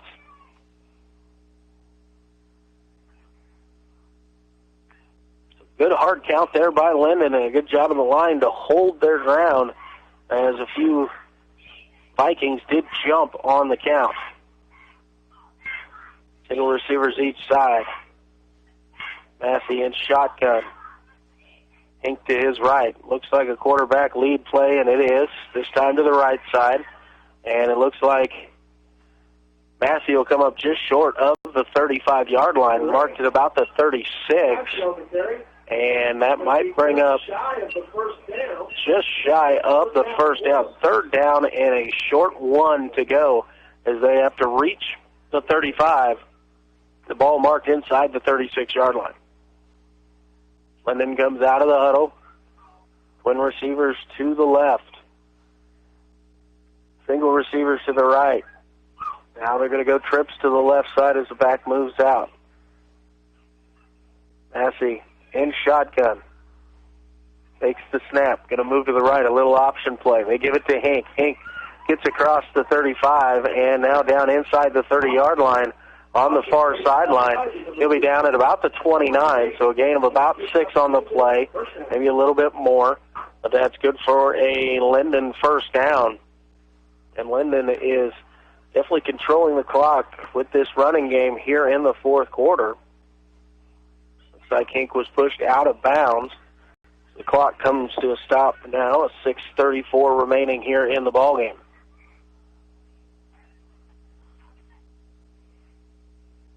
Twins left, single right. Power formation. Again, Hink and Tobler flank Massey on each side. Now, here's the snap. Give's going to be to Hink. He's going to go to the left. He spun immediately, but he falls forward again. This time he'll get down to about the 25. So a gain on the play, about 4, maybe 5 on the play. Bring up second down and a long 5 yards for Tigers. It looks like now Lyndon is telling their players that they don't hurry up in any way. Just kind of take the time, let the clock continue to run. Take an opportunity. We want to thank the Ottawa Recreation Commission and Kramer Pharmacy and Constantino's Price Chopper for sponsoring this broadcast. Single receivers each side. Good power formation given to Hank, immediately blown up in the backfield. It's going to be a loss on the play of about 3 yards. They tried a little bit of a counteraction play there, and Central Heights had it snuffed out. Good pressure there, and a quick timeout called by Central Heights, as it's going to bring up third down and a long 9 yards, but a timeout by the Vikings. So this is a big play here. Central Heights needs to definitely get a stop, create something turnover-wise, and see if they can get this. They do have a little bit of the wind at their back. It has calmed down a little bit out here, and as the evening is growing a little bit older, a few more of our sponsors that help out with this broadcast: Lim Roberts, Kansas State Bank, Adamson Brothers Heating and Cooling, Arvest Bank, and CarStar help to sponsor this KOFA.com broadcast. Central Heights Coach Frisch has given them their instruction, broken the huddle. They're coming back out onto the field. Lyndon still standing over with their coach, coming up with this big third down play here for the Tigers. Now the Tigers will come back out, and they'll go right to the line of scrimmage. Twin receivers to the right, single receivers to the left. Dobler and Hink flanking over Massey. Massey going to throw. He's looking for Croucher. Pass a little bit high. Croucher unable to bring it down. Incomplete. That'll stop the clock, and it's going to bring up fourth down and long just inside the 30-yard line. So again, an opportunity here if Lyndon would like to try and pop one down to the corner and set up Central Heights back deep in its own territory, or if they're going to try and go for it here, fourth and long situation. Just over 5 minutes remaining here in the ballgame. Twin receivers each side. Hank in the backfield with Massey. In shotgun. He'll take the snap. Looking to his left. He's going to throw it up top. And he's got Tobler, it looked like, making the catch inside the 10-yard line at about the 7. And that's a first down. It sets up first down and goal from about the 7-yard line for the Tigers. And just over 5 minutes remaining, and Lyndon looking to put the nail in the coffin here. They try and punch another one across. They lead 20-0 here over Central Heights. Tigers coming to the line of scrimmage. Single receivers each side. Looks like the quarterback lead formation with the running backs to his right, and it is. And it'll be Massey to the right side. And he'll be stopped just short of the end zone at about maybe the 1 yard line, possibly the 2. I can't quite see where the official will mark it from where I'm at. Looks to be just at the 2 yard line. So second down and goal from the 2 for Lyndon. Clock continues to run here, under 4.5 to play. Same formation, it looks like, for Lyndon. Snap is back to Massey. Massey will follow the right side, and this time he is in, and that is a touchdown. Darian Massey, 2-yard touchdown run for the quarterback, and Lyndon goes up 26-0. 4 minutes, 11 seconds remaining here in the ball game. And the attempt upcoming for the Tigers.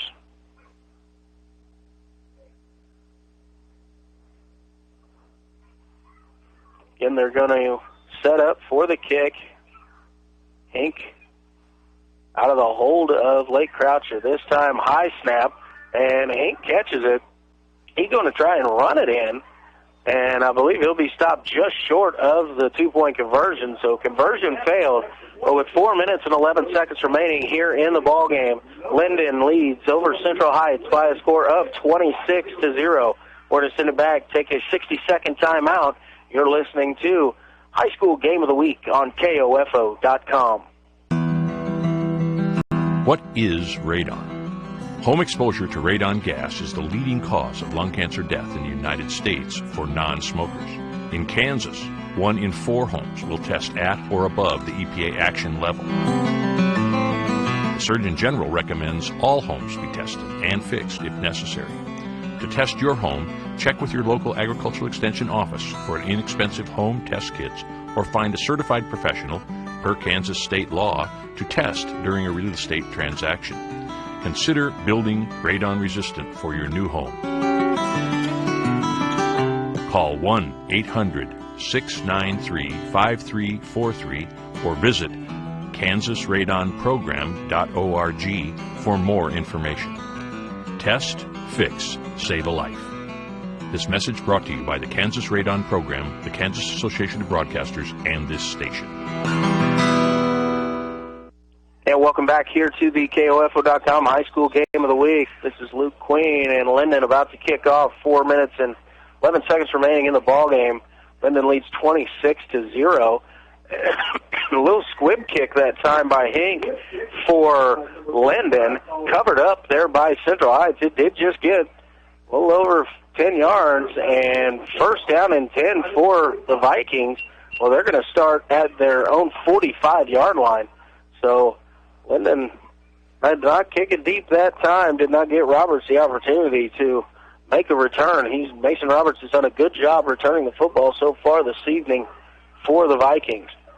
The Vikings here with just over 4 minutes to go, going to try to get something going, see if they can get some points on the board. Dakota Beers gets the signal called in from the sideline. He'll relay it to the team, and they're going to set up to the line of scrimmage. Twin receivers to the left, single receiver, Matt Cubitt out here to the right. Beers takes the snap. He's going to hit Cubitt on the slant. Cubitt breaks the first tackle and a second one inside the 40-yard line down to the 35 of Lyndon. Good quick action play there, and a gain of 20 yards for Central Heights on first down. And that big boom was the door slamming shut here at the press box. Startled all of us, but Central Heights back to the line of scrimmage. This time trips to the right. Single back, flanking Beers to his right. Beers takes the shotgun snap. He's rolling out. He's looking, finds Mason Roberts. Roberts catches it, makes the first man miss, and he'll be taken down at about the 21-yard line, and that'll stop the clock. Good passing catch. Nice move by Roberts. And Central Heights will have the ball. First down and 10, just outside the 20-yard line. Trips left. Beers in the shotgun. Snap is back.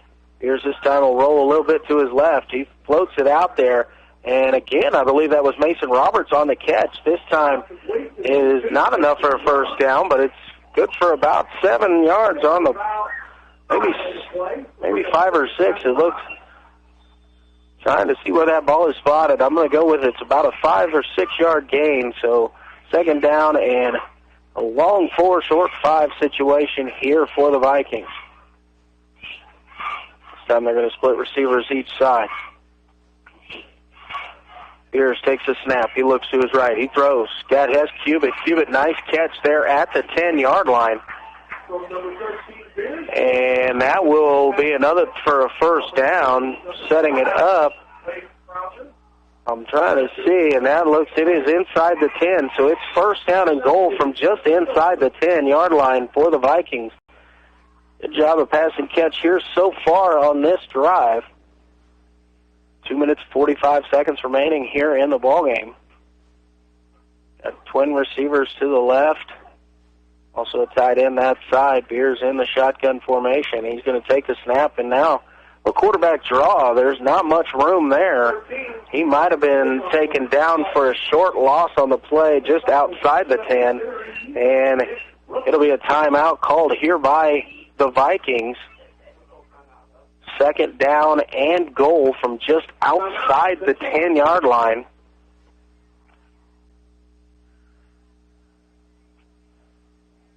We're going to keep it here. 2 minutes, 29 seconds remaining in the ball game. Lyndon leading over Central Heights by a score of 26-0. The Vikings here moving the ball well initially. Last play was for a loss, but pitch and catch between Dakota Beers to Matt Cubitt and Mason Roberts moved the ball well as they set up this opportunity to punch it across the goal line. Best opportunity of the night so far for Central Heights. Looks like they're going to go trips to the left. Single back flanks Beers to his left. Beers back in shotgun. He'll take the snap, looking to his left, and fires. Pass is deflected into the air and falls to the ground, incomplete. So it is now third down and goal from just outside the 10-yard line.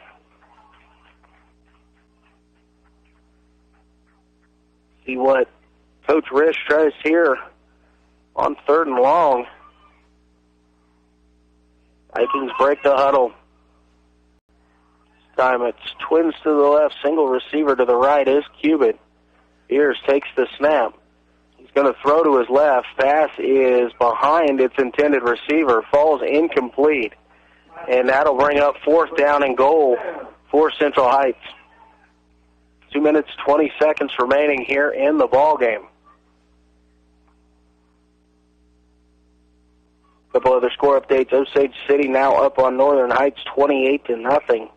Wellsville leads Anderson County, continues to be 44-0. And Lewisburg has taken us the lead from Spring Hill 21-17. Ottawa punched in a touchdown as well, 14-7. Beers takes the snap. He's going to throw to his right. Pass intended for Cubitt.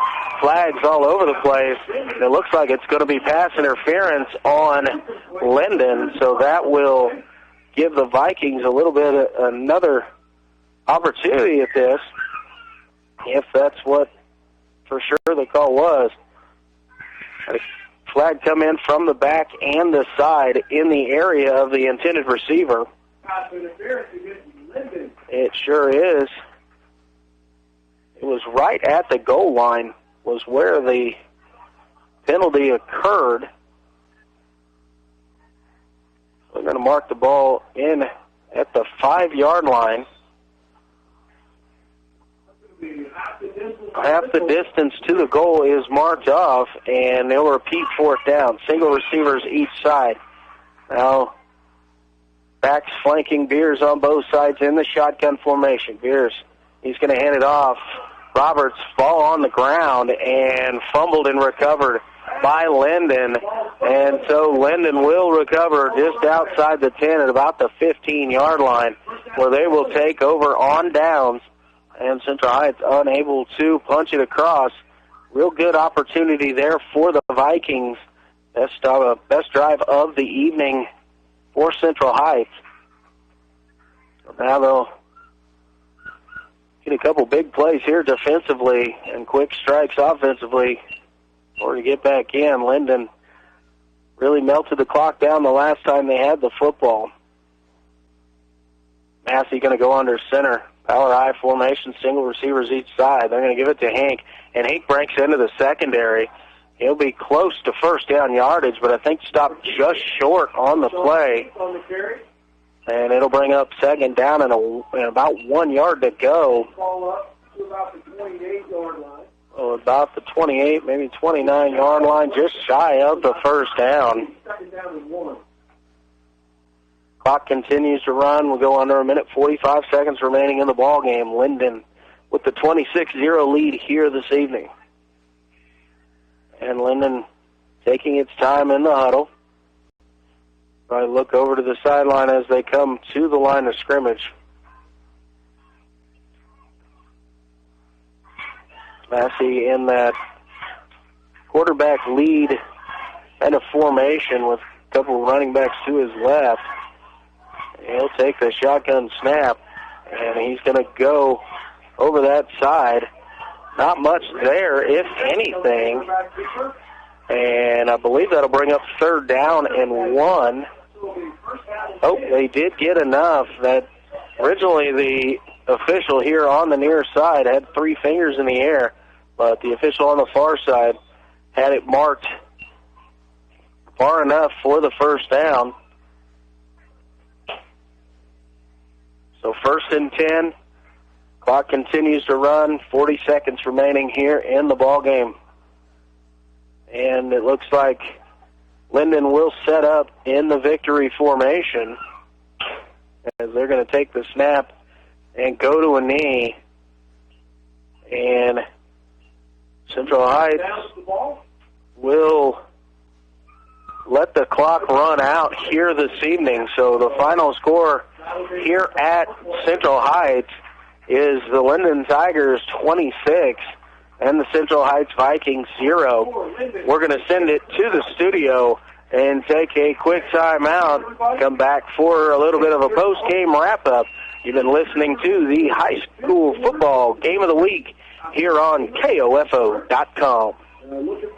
Did you know Kansans with disabilities are nearly 3 times more likely to be victims of a crime? Are you a Kansan with a disability? Are you also a victim of crime? The Disability Crime Victims Unit may be able to provide you with free advocacy or civil legal services to respond to your disability rights needs as a crime victim.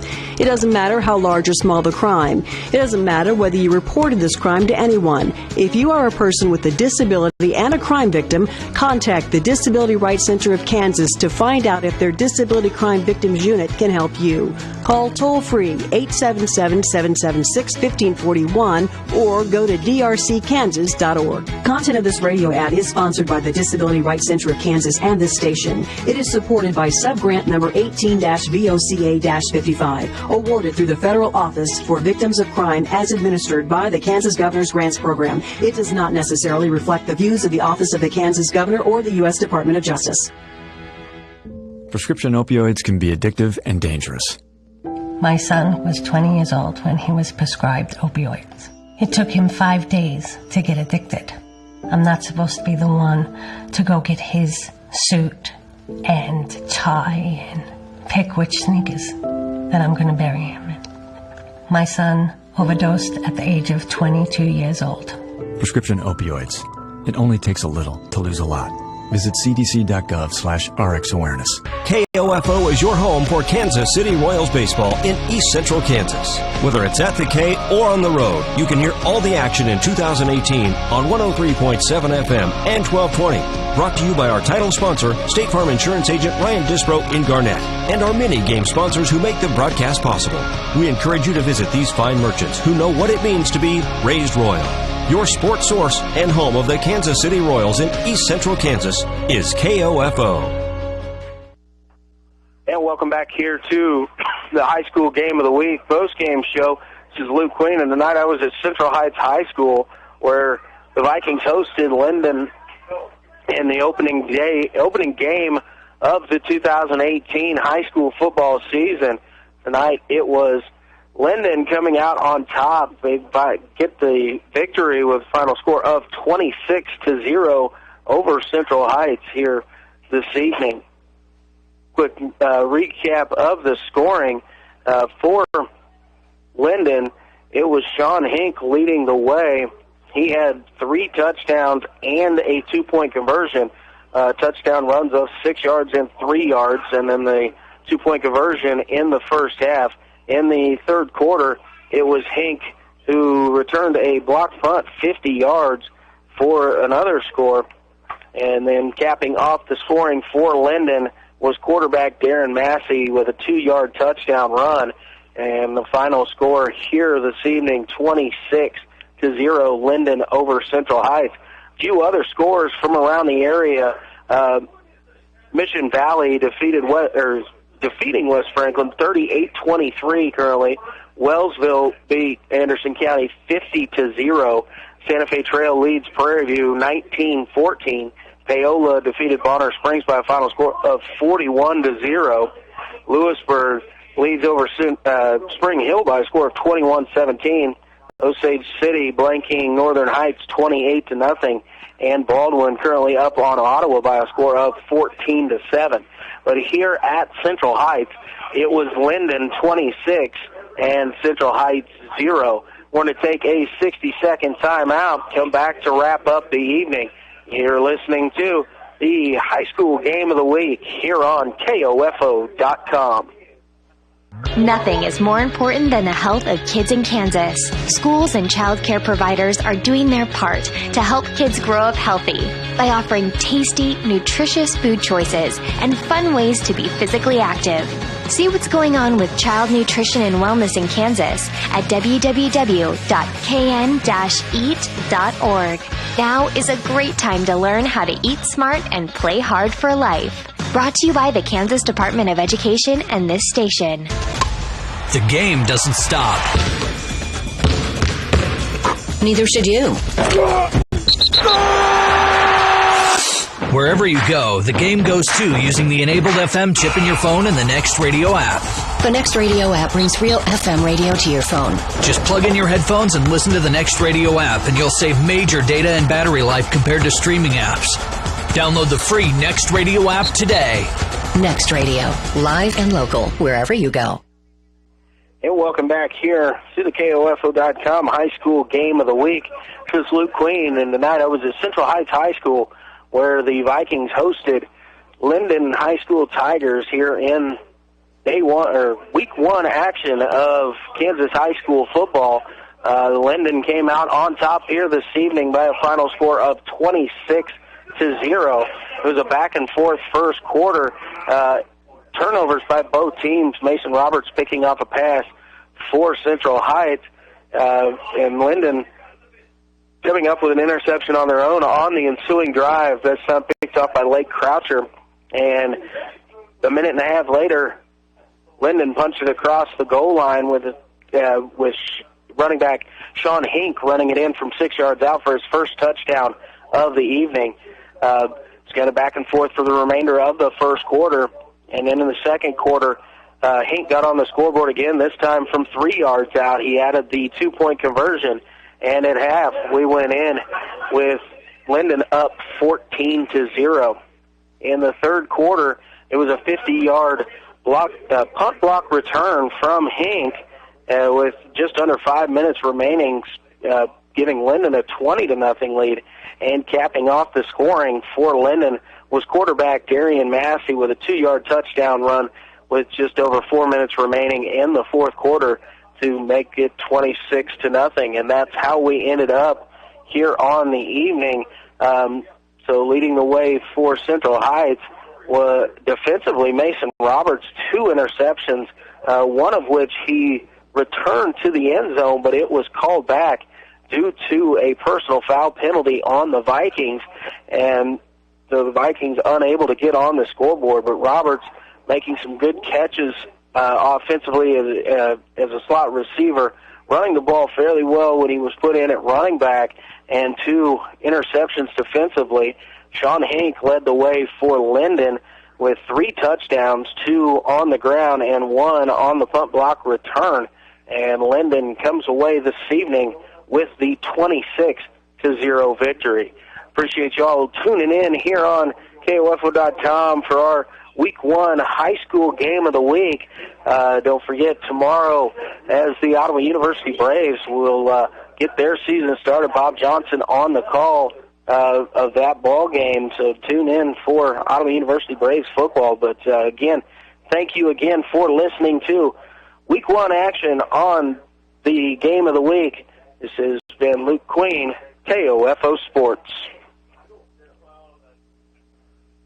Prescription opioids can be addictive and dangerous.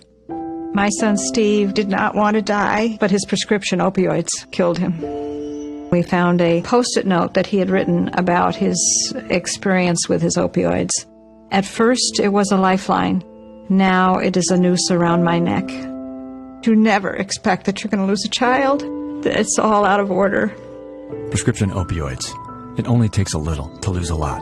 Visit cdc.gov/RxAwareness. The Army National Guard is committed to keeping the country safe and our communities secure. Composed of hundreds of thousands of citizen soldiers from all walks of life, the Guard is always ready to respond to local or national emergencies. We protect the homeland. We're always there when called upon, and in every state and territory, we stand guard for our communities. To learn more, log on to NationalGuard.com. Sponsored by the Kansas Army National Guard. Aired by the Kansas Association of Broadcasters and this station.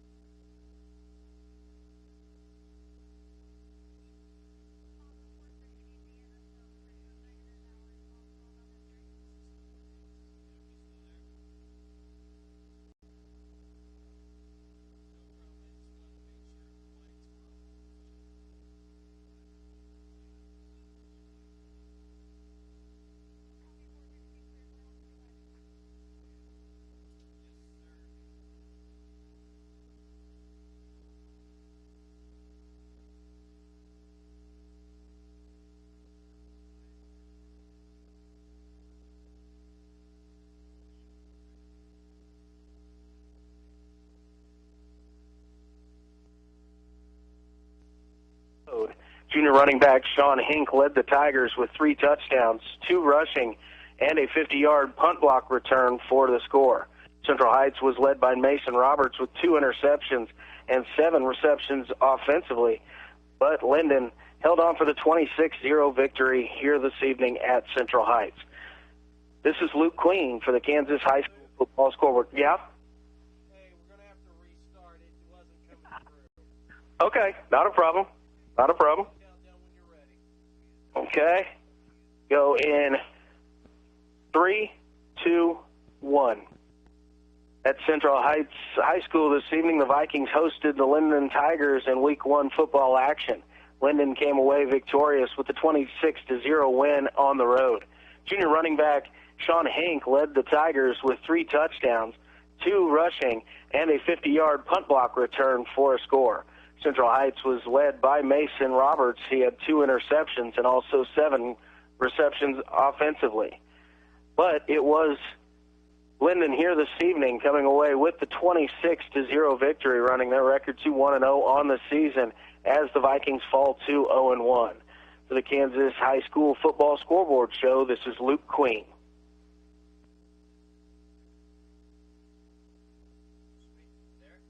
Yep, I'm here.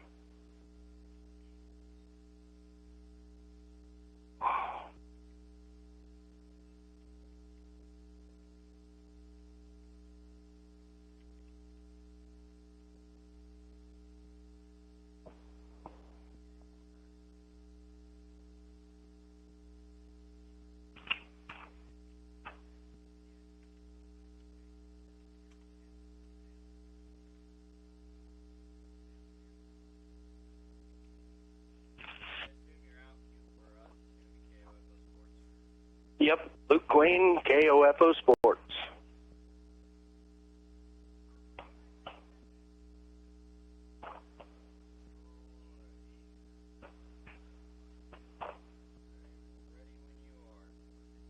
Okay, we're going to go in 3, 2, 1. Last night at Central Heights High School, the Vikings hosted the Lyndon Tigers in Week 1 football action. Lyndon came away with victory by a final score of 26-0 with the road win. Junior running back Sean Hink led the way for the Tigers with 3 touchdowns, 2 on the ground, and also returned a punt block 50 yards for a score. Central Heights was led by Mason Roberts, who had 2 interceptions defensively and 7 receptions offensively on the evening. Lyndon moves its record to 1-0 here to start the season, and Central Heights falls to 0-1. From Central Heights High School, this is Luke Queen, KOFO Sports. All right.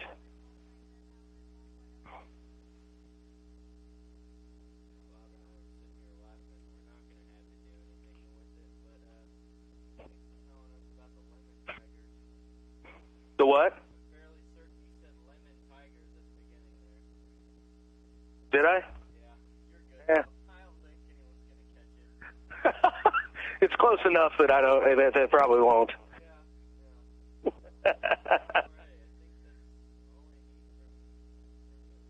All right, outstanding. Well, you all have a good evening, and we'll talk soon. Yes, sir. See you later. Bye.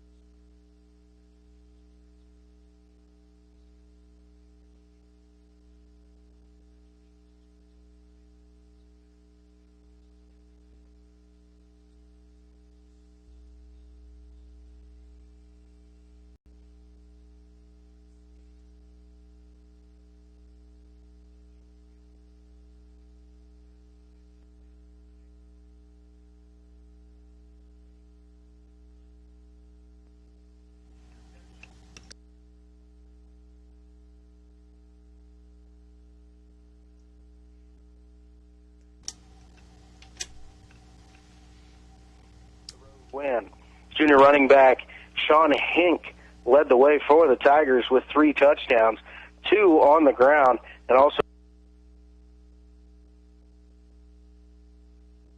by Mason Roberts, who had 2 interceptions defensively and 7 offensively on the evening. Lyndon moves its record to 1-0 here to start the season, and Central Heights falls to 0-1. From Central Heights High School, this is Luke Queen, KOFO Sports.